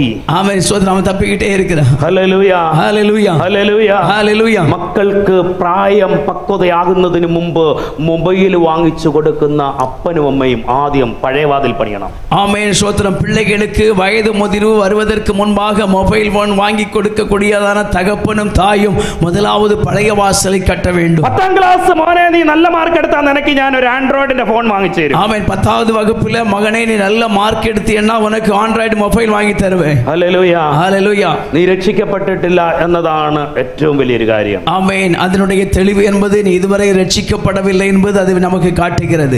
അത് പഴയ വാതിലല്ല, ആട്ടിന്റെ വാതിലും മീൻ വാതിലും ഉൾപ്പെടെ ഒരു വാതിലും ഇങ്ങനെയുള്ള അപ്പനമ്മമാർ പണിയപ്പെട്ടിട്ടില്ല എന്നതാണ് ഏറ്റവും വലിയ കാര്യം. அது ஆமென் பழைய வாசல் மட்டுமல்ல, ஆட்டு வாசலும் மீன் வாசலும் எந்த ஒரு வாசலும் இப்படிப்பட்ட பெற்றோர்கள் இன்னும் கட்டவில்லை என்பதுதான் மிக முக்கியமான காரியம். ഹല്ലേലൂയ ஹல்லேலூயா ഹല്ലേലൂയ ஹல்லேலூயா. പണ്ടൊക്കെ ഞങ്ങളുടെയൊക്കെ കാലഘട്ടത്തിൽ 10ാം ക്ലാസ് ജയിച്ചാൽ നല്ലൊരു പാന്റും ഷർട്ടും വാങ്ങിച്ചു തരാം, അല്ലെങ്കിൽ നല്ലൊരു സൈക്കിൾ വാങ്ങിച്ചു തരാം എന്നാണ് അപ്പനും അമ്മയും പറയാറ്. எங்களுடைய காலகட்டத்திலே எங்களுடைய பெற்றோர்கள் ஆமென் 10வது வகுப்பு நீ ஜெயிச்சிட்டீங்கன்னா உனக்கு நல்ல ஒரு பேண்ட் ஷர்ட் வாங்கி கொடுப்பேன், இல்லைன்னா நல்ல ஒரு சைக்கிள் வாங்கி கொடுப்பேன் அப்படின்னு தான் சொல்லியிருக்கிறாங்க. ഇന്നത്തെ അപ്പനും അമ്മയും പറയുന്നത് നിനക്ക് ഞാനൊരു ആപ്പിളിന്റെ മൊബൈൽ ഫോൺ വാങ്ങിക്കാം. ஆமாம். இந்த காலத்தில் தகப்பனும் தாயும் சொல்றாங்க, நான் உனக்கு ஒரு ஆப்பிள் மொபைல் ஃபோன் வாங்கி தரேன். അപ്പൊ ചെറുക്കൻ പറയാം, എനിക്ക് മൊബൈൽ ഫോൺ ഒന്നും വേണ്ട, എനിക്ക് ഡൂക്ക് മതി. ஆமென். சோத்துட்டு அவன் சொல்றான், எனக்கு மொபைல் ஃபோன் வேண்டாம், எனக்கு டூக்கு போதும். ഡൂക്ക് എന്ന് പറയാൻ ഫ്രണ്ട് ബാക്ക് ഇങ്ങനെ പൊങ്ങിയിരിക്കുന്ന ഒരു വണ്ടി. ஆமென். டூக்குன்னு சொன்னாச்சுன்னா பின்னாடி இப்படி தூக்கிக்கிட்டு இருக்குமே அப்படிப்பட்ட ஒரு டூ வீலர். ഇതിന്റെ പുറകെ ഇരിക്കുമ്പോൾ നമ്മൾ ആർക്കും മറ്റവന്റെ തോളിലാണ് ബാക്കി ഇരിക്കുന്നവൻ ഇരിക്കുന്നത്. ஆமென். அதுக்கு பின்னாடி இருக்கும்போது நாம நினைச்சுக்கிடுவோம், ஆமென் முன்னாடி இருக்கிறவனுக்கு தோள் மேல பின்னாடி இருக்கவன் இருக்கிறான்னு நினைச்சுக்கிடுவோம். ഇതിന്റെ ഫ്രണ്ട് ഭാഗത്തെ കണ്ടിട്ടുണ്ട്, രണ്ട് കൊമ്പ് ഇങ്ങനെ വെച്ചിരിക്കുന്നു. ஆமென். இதனுடைய ஃப்ரண்ட் பார்த்திருக்கீங்களா? ரெண்டு கொம்பு அப்படி இருக்கும். ഒരുമാതിരി കാലന്റെ വേഷമാണ് ഇതിന്. ஆமென். இது காலனுக்கு லட்சணம். സത്യത്തിൽ പറഞ്ഞു കഴിഞ്ഞാൽ ഈ വണ്ടി പോകുന്ന 80% ആൾക്കാരും കുഞ്ഞുങ്ങളും ഡെത്ത് ആയിട്ടുണ്ട്. ஆமென். சோத்திரம். சுருக்கி சொல்ல போனா, உண்மையில சொல்ல போனா சோத்திரம், இந்த வாகனத்தில் இப்படிப்பட்ட வண்டியில ஆமென் பிரயாணம் பண்ணக்கூடிய 80% பேர் ஆமென் சோத்திரம் மரித்திருக்கிறாங்க. ഹല്ലേലൂയ ஹல்லேலூயா. പാസ്റ്ററിനോട് വിളിക്കും, പാസ്റ്റർ ഞാൻ മകനൊരു ബൈക്ക് വാങ്ങിച്ചു കൊടുത്തിട്ടുണ്ടെന്ന് പ്രാർത്ഥിക്കാൻ വരണം. பாஸ்டர், நான் என் மகனுக்கு ஒரு பைக் வாங்கி இருக்கிறேன், நீங்க வந்து ஜெபம் பண்ண வரணும். പാസ്റ്റർ വണ്ടി എടുക്കും. പാസ്റ്ററിന് ഇരിക്കുന്ന ഏതാണെന്നറിയോ? പണ്ടത്തെ 95 അല്ലെങ്കിൽ 85 മറ്റേ അല്ലേ ഹീറോ ഹോണ്ടയാണ്. അതും മൂളിച്ച് അങ്ങോട്ട് ചെല്ലുമ്പോൾ ഇവൻ ഈ ഡൂക്കിനെ നോക്കും, പാസ്റ്ററിന്റെ വണ്ടിയെ നോക്കും. ஆமென். ஸ்தோத்திரம். பாஸ்டர் 1985 உள்ளதான ஹீரோ ஹோண்டாயை தூக்கிட்டு மெதுவாங்க போகும்போது ஆமென் ஸ்தோத்திரம், அங்கே போகும்போது அவன் எப்படி பார்ப்பான், பாஸ்டருக்கு வண்டி பார்ப்பான், அந்த டூக்கையும் பார்ப்பான். എന്നിട്ട് പറയും, പാസ്റ്ററെ മോന് വാങ്ങിച്ചു കൊടുത്തതാണ് ഈ ഡൂക്ക്. ஆமென் ஸ்தோத்திரம். அதுக்கப்புறம் அந்த பெற்றோருக்கு சாவியை கொடுத்து சொல்லுவாங்க, பாஸ்டர் மகனுக்கு வாங்கி கொடுத்த அந்த டூக்கு. ഇത് എങ്ങനെയാണ് ഞങ്ങൾ പ്രാർത്ഥിക്കേണ്ടത്? எதுக்காக நம்ம எப்படி ஜெபம் பண்ண முடியும்? പ്രാർത്ഥിച്ചു കഴിഞ്ഞാൽ ഇവൻ എടുക്കുന്നത് 100-ലാണ്, പോകുന്നത് 150 സ്പീഡിലും. ஆமென். ஜெபித்து முடிச்ச உடனே அவன் அந்த வண்டியை ஸ்டார்ட் பண்ணும் போதே 100ல போவான், கொஞ்சம் தூரத்துல 150ல போயிடுவான். ഇവൻ പോട്ടെ, കുഴപ്പമില്ല. പാവം പിടിച്ച ഏതായാലും പാവം പിടിച്ച വരുമ്പോ അവനെ കൊണ്ടാണ് പോകുന്നത്. இவன் மட்டும் போக மாட்டான், போற வழியில பாவப்பட்டது ஏதாவது வந்து அதுக்கு மேல ஏத்தி இறக்கி கொண்டு போயிடும். എന്നിട്ട് പറയും പാസ്റ്റർ പ്രാർത്ഥിച്ചതിന്റെ കുഴപ്പമാണ്. ஆமென். கடைசியில் சொல்லுவாங்க பாஸ்டர் சரியா ஜெபம் பண்ணல, பாஸ்டர் ஜெபம் பண்ண குறைவுன்னு. Hallelujah, hallelujah. ഇത്തിരി പോകുന്ന ചെറുക്കന് അവന്റെ കൈ നിൽക്കുന്ന വല്ല സൈക്കിള്, മുച്ചാട സൈക്കിളാ പറ്റുമോ, അതിന് നീ ഡൂക്ക് വാങ്ങിച്ചു കൊടുത്ത നിന്നെ പറഞ്ഞാൽ മതിയല്ലോ. பென்சில் போல இருக்கக்கூடிய பையனுக்கு அவன் கைக்கு ஒதுங்கக்கூடியதான ஒரு சைக்கிளோ இல்லைன்னா அதுக்கேற்ற ஒரு வாகனத்தை வாங்கி கொடுத்து அது ரொம்ப நல்லா இருக்கும். அதுக்கு பதிலாக டூக்கு வாங்கி கொடுத்து அவன் நிலைமை பரிதாபமா இருக்கும். താഴ്മ പഠിപ്പിക്കണം കുഞ്ഞുങ്ങളെ. ஆமென். ஸ்தோத்திரம். நலமானவைகளை கற்றுக்கொள்ள வேண்டியது. Hallelujah, hallelujah. പണ്ടത്തെ കാലഘട്ടത്തിൽ ദൈവദാസന്മാർ വീട്ടിലേക്ക് കടന്നു വരുമ്പോൾ കുഞ്ഞുങ്ങളും മക്കളും എല്ലാവരും പാവിരിച്ചിട്ട് വീട്ടിൽ നിന്ന് ദൈവദാസനെ സ്വീകരിക്കുന്നത് പതിവായിരുന്നു. ஆரம்ப காலகட்டத்தில் கர்த்தருடைய ஊழியக்காரர்கள் தங்கள் வீட்டுகளுக்குள்ளே வரும்பொழுது ஆமென், அங்கே இருக்கிற பெற்றோர்களும் பிள்ளைகளும் உட்பட ஆமென் பாய்களை விரித்து போட்டு கர்த்தருடைய ஊழியக்காரனை வரவேற்கிறது ஒரு காலகட்டமாய். Hallelujah, hallelujah. ദൈവദാസൻ വീട്ടിന്റെ വെളിയിൽ ചെല്ലുമ്പോൾ അടിയുടെ ശബ്ദമാണ്. ஆமென். இன்றைக்கு கர்த்தருடைய ஊழியக்காரன் வீட்டுக்கு வெளியில போகும்போதே அடி சத்தம் கேட்கும். ദൈവദാസൻ മുഴങ്കാലിൽ നിന്ന് ഈ വീടിനെ പ്രാർത്ഥിച്ച് രക്ഷപ്പെടുത്തിയപ്പോൾ വീടിന്റെ ബാക്ക് സൈഡ് മുഴുവനും നിറഞ്ഞു നിൽക്കുന്ന LED LCD டிவிகள்.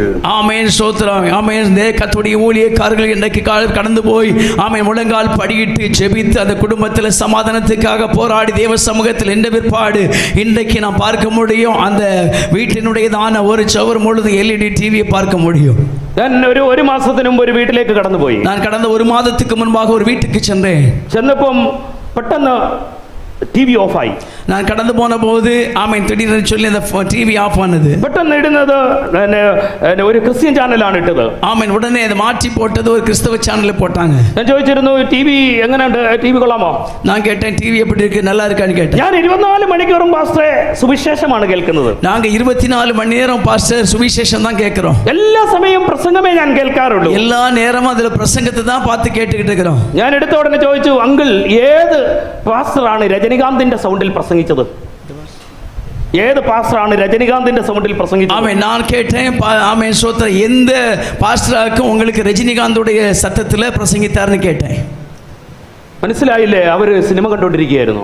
காரணம் ஆமென் ஸ்தோத்திரம் புரிந்து கொண்டது, அவங்க சினிமா பார்த்துக்கிட்டு இருந்தாங்க. Hallelujah, hallelujah, hallelujah. ഹല്ലേലൂയ. ஊழியக்காரர் വരുമ്പോൾ റെസ്പെക്റ്റ് ഇല്ലാതെ, താഴ്മയില്ലാതെ ജനങ്ങൾ, ஊழியக்காரன் கடந்து வரும் பொழுது ஆமென் கனம் பண்ணாமல் தாழ்மைப்படாமல் இந்த காலத்தில் ஜனங்கள், മക്കളൊന്ന് ஊழியക്കാരെ കാണുമ്പോൾ എഴുന്നേക്കാൻ പോലും മനസ്സില്ലാതെ അതേ ഇരിപ്പിൽ തന്നെ TV കണ്ടുകൊണ്ടിരിക്കുകയാണ്. ஆமென் ஸ்தோத்திரம். இன்னும் சிலர் பார்ப்போமானால் கர்த்தருடைய ஊழியக்காரர் வீட்டுக்கு ஏறி வரும்போது எழுந்திருக்க கூட மனம் இல்லாமல் அதே டிவியை பார்த்து சினிமா பார்த்து கொண்டிருக்கிறாங்க. ഹല്ലേലൂയ, ஹல்லேலூயா, ഹല്ലേലൂയ. ஹல்லேலூயா. താഴ്വരയുടെ വാതിൽ പണിയപ്പെടുന്നില്ല. ஆமென். பள்ளத்தாக்கின் வாசல் கட்டப்படவில்லை. സദൃശ്യവാക്യം 18:12 വായിക്കാം. நீதிமொழிகள் 18:12 வாசிக்கலாம்.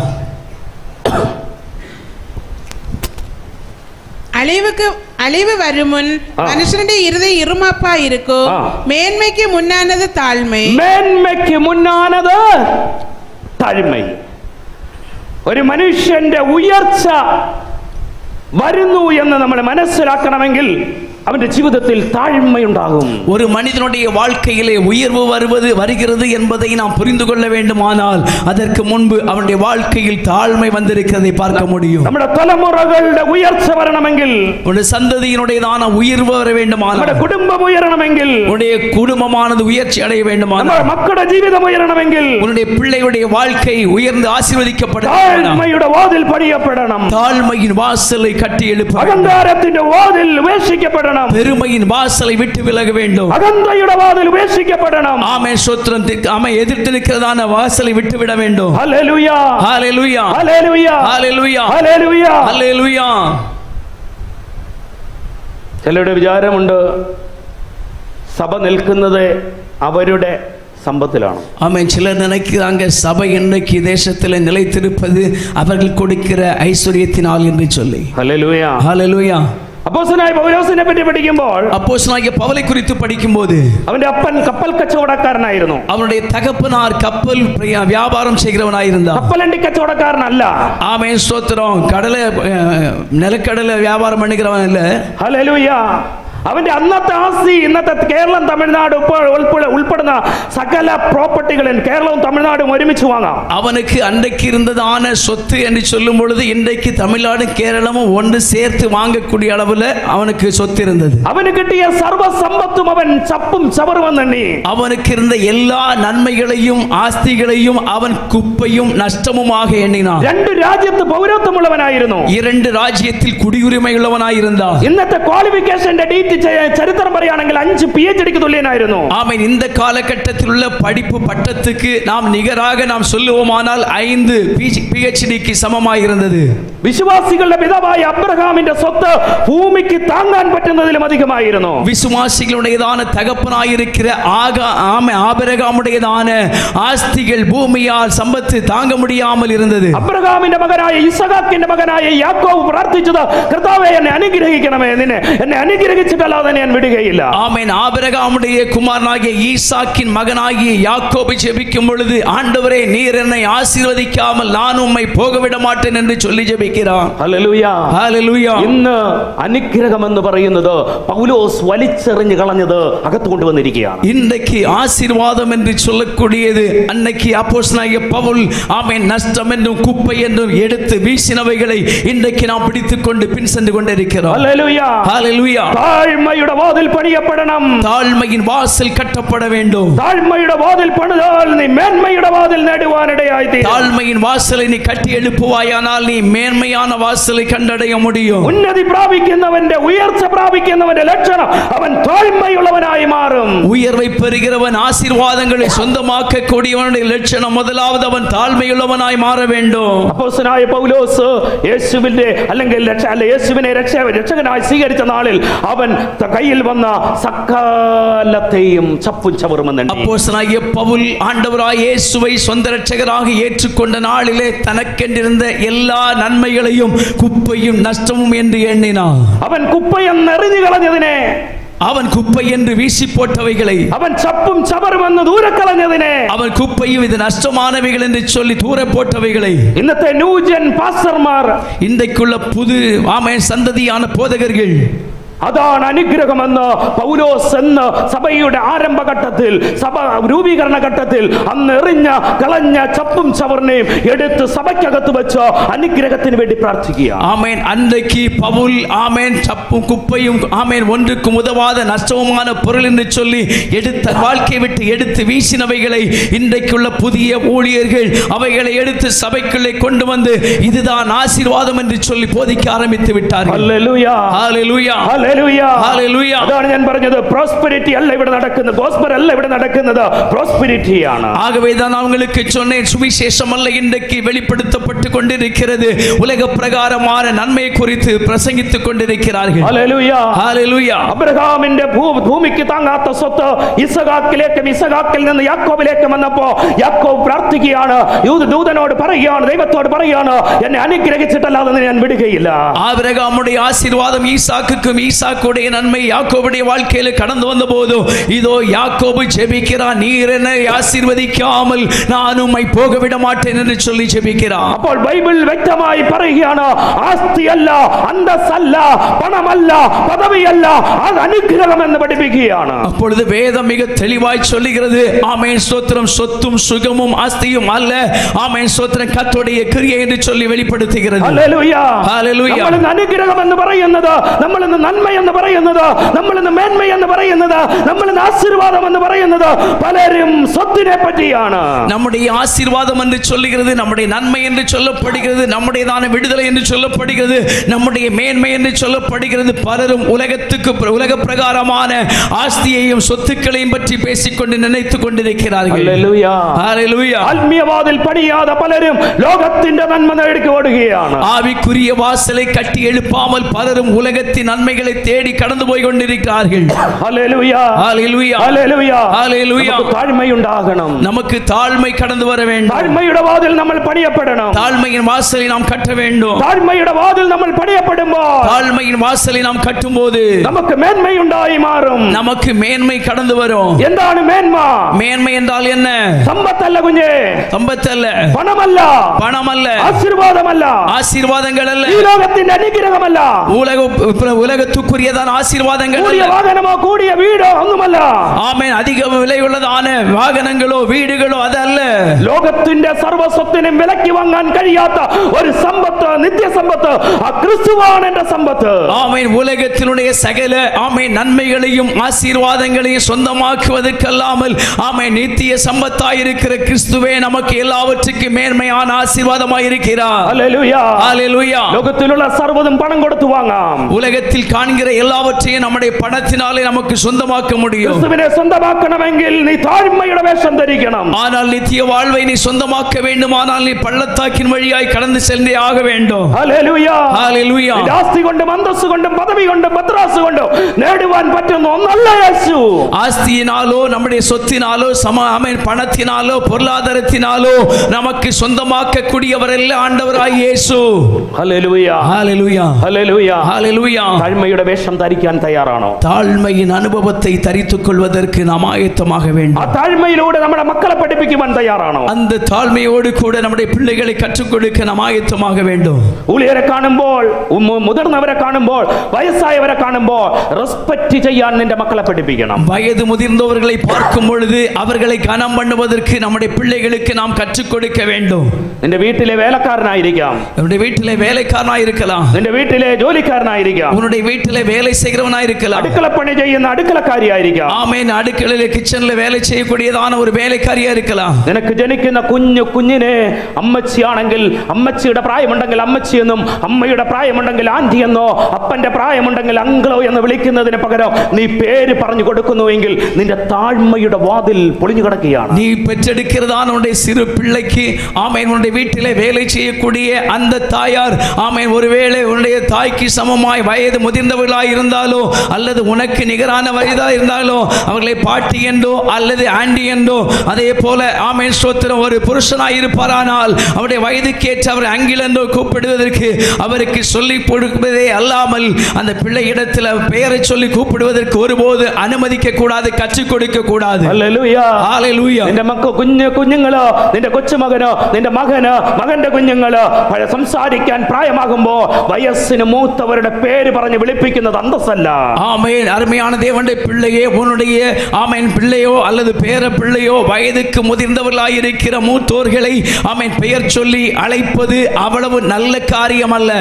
നിന്നെ കാട്ടിൽ പണത്തിന് കുറവായിരിക്കാം, ஒருவேளை உங்களை பார்க்கிலும் பணபரமாய் அவர்கள் தாழ்ந்தவராய் இருக்கலாம், பதவிக்கு കുറവായിരിക്കാം, அவர்கள் அந்தஸ்துல குறைஞ்சவங்களா இருக்கலாம், സൗന്ദര്യമില്ലായിരിക്കാം, அழகில்லாமல் இருக்கலாம், പഠിപ്പില്ലായിരിക്കാം, நாம் கல்வி இல்லாமல் இருக்கலாம். പക്ഷേ ஆனால் ബുദ്ധി എന്ന് പറയുന്നത്, ജ്ഞാനം എന്ന് പറയുന്ന ഒരു കാര്യമുണ്ട്, ஞானம் என்கிற ஒரு காரியம் இருக்கிறது, റെസ്പെക്ട് എന്ന് പറയുന്ന ഒരു കാര്യമുണ്ട്, கனம் என்கிற ஒரு காரியம் இருக்கிறது. ആ റെസ്പെക്റ്റിലൂടെ മക്കളെ വളർത്തണം, താഴ്മയിലൂടെ മക്കളെ വളർത്തണം. ஆமென். அது தாழ்மையின் வழியாக அதை கண்டுபிடிக்க வேண்டும். ഹല്ലേലൂയ, ஹல்லேலூயா, ഹല്ലേലൂയ, ஹல்லேலூயா, ഹല്ലേലൂയ. ஹல்லேலூயா. ഒരു ആർഎസ്എസ് വിഭാഗത്തിൽ നിന്ന് രക്ഷിക്കപ്പെട്ടു വന്നവനാണ് ഞാൻ. ஒரு RSS பகுதியில் இருந்து ரட்சிக்கப்பட்டு கடந்து வந்த ஒரு மனிதன் நான். ആർഎസ്എസ് പഠിപ്പിക്കുകയും ചെയ്ത വ്യക്തിയാണ് ഞാൻ. RSS பற்றி கற்றுக் கொடுக்கவும் படிக்கவும் செய்த ஒரு மனுஷன் நான். പക്ഷെ അന്ന് ഞാൻ ആർഎസ്എസിലായിരിക്കുമ്പോൾ അവിടെ പഠിപ്പിക്കുന്നത് മുതിർന്നവരെ ബഹുമാനിക്കണമെന്നാണ്. ஆமென். அன்றைக்கு RSS இல் இருக்கும் பொழுது அங்கே கற்றுக் கொடுத்தது வயோதிபர்களை கனம் பண்ண வேண்டும் என்று சொல்லி. ഹല്ലേലൂയ, ஹல்லேலூயா, ഹല്ലേലൂയ.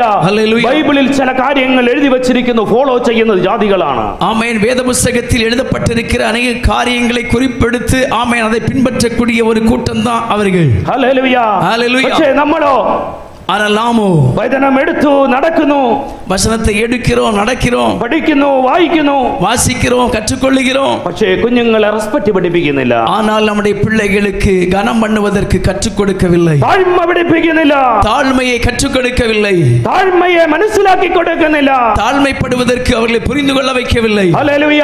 ஹல்லேலூயா.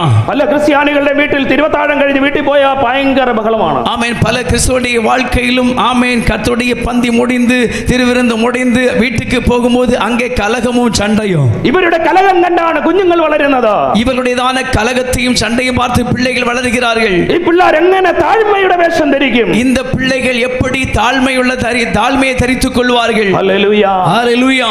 നമ്മുടെ കുഞ്ഞുങ്ങളെ നമ്മൾ താഴ്മ കാണിച്ച് പഠിപ്പിക്കണം. நம்முடைய பிள்ளைகளை நாம் தாழ்மைப்பட்டு அவர்களுக்கு கற்றுக் கொடுக்க வேண்டும். ആദ്യത്തെ വീട് എന്ന് പറയുന്നത്, ആദ്യത്തെ വിദ്യാലയം എന്ന് പറയുന്നത് നമ്മുടെ വീടാണ്. ആമേൻ. அதற்குரியதான முதல் கல்வி ஸ்தாபனம் என்று சொல்கிறது அது நம்முடைய வீடு. ആദ്യത്തെ ദേവാലയവും നമ്മുടെ വീടാണ്. ஆமேன். அதுக்கு காரணமாக இருப்பது நம்முடையதான தேவாலயம். ആദ്യത്തെ അധ്യാപകർ അച്ഛനും അമ്മയുമാണ്. அந்த വീട്ടിനുடையதான ஆசிரியர்கள் தகப்பனும் தாயுமாய் இருக்கிறார்கள். ആദ്യത്തെ போதகர் അമ്മയും അപ്പനുമാണ്. அந்த വീട്ടിനുடையதான போதகர் நம்முடைய தகப்பனும் தாயுமாய் இருக்கிறார்கள். കുഞ്ഞുങ്ങൾ കാണുന്ന ആദ്യത്തെ രക്ഷിതാവും ആദ്യത്തെ അധ്യാപകനും ആദ്യത്തെ പ്രീസ്റ്റ് അതായത് പാസ്റ്ററും എല്ലാം നമ്മുടെ അപ്പനും അമ്മയുമാണ്. பிள்ளைகள் பார்க்கக்கூடிய முதலாவது ஆமென் ஸ்தோத்திரம் ஆசிரியரும் முதலாவது போதகரும் நம்முடைய வீட்டில் இருக்கிற தகப்பனும் தாயும் மட்டுமே. ഹല്ലേലൂയ, ஹல்லேலூயா. താഴ്മയുടെ വാതിൽ ധരിക്കുവാൻ തയ്യാറാണോ? தாழ்மையின் வாசலை தரித்துக் கொள்வதற்கு ஆயத்தமாக வேண்டும். അടുത്ത് ചിന്തിക്കുവാൻ പോകുന്നതാണ് കുപ്പയുടെ വാതിൽ. அடுத்ததாக நாம் வாசிக்கிறோம், அடுத்ததாக கட்ட வேண்டியது குப்பை வாசல். ഈ കുപ്പവാതിൽ എന്ന് പറയുന്നത് യെരുശലേം പട്ടണത്തിൽ നിറഞ്ഞിരിക്കുന്ന കുപ്പകളെ പുറത്തു കടത്തുന്ന വാതിലാണ്. இந்த குப்பை மேட்டு வாசல் என்று சொல்லப்படுகிறது எருசலேம் நகரத்தில் கிடக்கக்கூடியதான குப்பைகளை வெளியேற்றக்கூடிய வாசல். ഈ നഗരത്തിൽ അല്ലെങ്കിൽ യെരുശലേം നഗരത്തിൽ നിറഞ്ഞു നിൽക്കുന്ന കുപ്പ എന്താണ്? ആമേൻ. இந்த எருசலேம் நகரத்திலே நிரம்பி கிடக்கக்கூடிய குப்பைகள் என்ன? ഒരു ആത്മീയന്റെ ജീവിതത്തിലെ കുപ്പവാതിൽ എന്താണ്? ஒரு ஆவிக்குரியவனுடைய வாழ்க்கையில் குப்பை மேட்டு வாசல் என்ன? ഒരു ആത്മീയന്റെ ജീവിതത്തിൽ നാറ്റം വഹിപ്പിക്കുന്ന കുപ്പകൾ എന്താണ്? ஆமேன். ஒரு ஆவிக்குரியவனுடைய வாழ்க்கையில கடந்து வரக்கூடிய நாற்றத்தை வீசக்கூடியதான குப்பை என்ன? നമ്മുടെ വീട്ടിൽ യേശു വരാതിരിക്കുവാൻ നാറ്റം വഹിക്കുവാൻ തക്കതായ രീതിയിൽ നമ്മുടെ സ്വഭാവത്തിൽ വരുന്ന കുപ്പകൾ എന്താണ്? நம்முடைய ஆண்டவராய் இயேசு நமக்குள்ளே கடந்து வரக்கூடாதபடி நம்முடைய கூடாரத்திலே நம்மிலே செயல்படக்கூடிய நாற்றம் வீசுகிற குப்பை என்ன? ആ കുപ്പയുടെ വാതിൽ നാളെ നമ്മൾ ചിന്തിക്കും. அந்த குப்பையின் வாசலை நாளைய தினத்திலே நாம் சிந்திக்கலாம். ഇന്ന് നമ്മൾ മീൻ വാതിൽ പണിയപ്പെടുന്നവരാണോ? ஆமென். இன்றைக்கு நீங்கள் மீன் வாசலை கட்ட வேண்டும். ആദ്യമായി നമ്മൾ ആട്ടിൻ വാതിൽ പണിതവരാണോ? முதலாவது நாம் ஆட்டின் வாசலை கட்டினோம். ആട്ടിൻ വാതിലിലൂടെ കയറി നമ്മൾ മീൻ വാതിലിനെ പണിതവരാണോ? ஆட்டு வாசல் வழியாய் பிரவேசித்து மீன் வாசலை கட்டினவர்கள். അതിനുശേഷം നമ്മൾ ഏത് വാതിലാണ് പണിതത്? அதற்கு பிற்பாடு நாம் எந்த வாசலை கட்டினோம்? പഴയ വാതിൽ, പഴയ സുവിശേഷം, നിത്യ സുവിശേഷം. பழைய வாசல், பழைய சுவிசேஷம், பழைய நித்திய ராஜ்யத்துக்கு ஏற்ற வார்த்தைகள். വചനത്തിൽ യഥാർത്ഥത്തിൽ വചനമനുസരിച്ചാണോ നമ്മൾ നടപ്പ്? உண்மையில் கர்த்தருடைய வசனத்துக்கு கீழ்ப்படிந்து நாம் நடக்க வேண்டும். 3 വാതിലുകൾ പണിയപ്പെട്ടാൽ നാലാമത്തെ വാതിൽ ഓട്ടോമാറ്റിക്കലായി പണിയപ്പെടും. ஆமென். இந்த 3 வாசலையும் நம்முடைய வாழ்க்கையில கட்டி எழுப்புவோமானால் 4வது வாசல் தானாகவே கட்டப்படும். യേശുവാകുന്ന വാതിലിലൂടെ കടന്ന് இயேசு கிறிஸ்துவாகிய வாசல் வழியாய் பிரவேசித்து മീനിനെ പോലെ നീ പ്രതിസന്ധികളെ അതിജീവിച്ച് മുന്നോട്ട് പോകുമ്പോൾ, மீனை போல எதிர்ப்புகளை போராட்டங்களை நீ கடந்து எதிர்நீச்சல் அடித்து முன் செல்லும் போது വചനപ്രകാരം ജീവിക്കുവാൻ നമുക്ക് കൃപ ലഭിക്കും. வசனத்தின்படி வாழ்வதற்கான கிருபையை கர்த்தர் கொடுப்பார். അപ്പോൾ ആ വചനപ്രകാരം ജീവിക്കുന്ന ഒരുവനിൽ ഉണ്ടാകുന്നതാണ് താഴ്മയുടെ വാതിൽ. ஆமென். அப்படி அந்த வசனத்தின் வழியாய் வாசிக்கக்கூடிய ஒருவனுக்கு கிடைக்கக்கூடிய அனுபவம் தான் ஆமென் ஸ்தோத்திரம் தாழ்மையின் வாசல், பள்ளத்தாக்கு வாசல். അല്പസമയം കണ്ണുകൾ അടയ്ക്കാമോ? சில நிமிடங்கள் கண்களை மூடுவோம். എല്ലാവർക്കും മുഴങ്കാലിൽ അല്പസമയം നിൽക്കാമോ? எல்லாரும் ஒரு சில நிமிடங்கள் முழங்காலில் நிற்கலாம். ഹല്ലേലൂയ. സ്തോത്രം സ്തോത്രം സ്തോത്രം കർത്താവേ. അപ്പന്റെ മഹാസാന്നിധ്യം വെളിപ്പെടട്ടെ. അപ്പന്റെ മഹാകൃപ വ്യാപരിക്കട്ടെ കർത്താവേ. അപ്പന്റെ മഹാകൃപ കർത്താവേ ഓരോരുത്തരുടെ മേലും ഇറങ്ങട്ടെ. ദൈവമഹിമ വെളിപ്പെടണമേ എന്ന് പ്രാർത്ഥിക്കുന്ന കർത്താവേ. അടിയങ്ങളുടെ കർത്താവേ, ഇടിഞ്ഞു കിടക്കുന്ന വാതിൽ, യേശുവാകുന്ന വാതിൽ ഇടിഞ്ഞു കിടക്കുന്നുണ്ടെങ്കിൽ കർത്താവേ, ഹല്ലേലൂയ, മീൻ വാതിൽ ഇടിഞ്ഞു കിടക്കുന്നുവെങ്കിൽ, പഴയ വചനത്തിന്റെ വാതിൽ ഇടിഞ്ഞു കിടക്കുന്നു എങ്കിൽ കർത്താവേ, താഴ്മയുടെ വാതിൽ ഇടിഞ്ഞു കിടക്കുന്നു എങ്കിൽ അടിയങ്ങളുടെ മേൽ ഇടിഞ്ഞു കിടക്കുന്ന വാതിലുകളെ പണിയണമേ. ദൈവത്തിന്റെ മഹിമ വെളിപ്പെടും.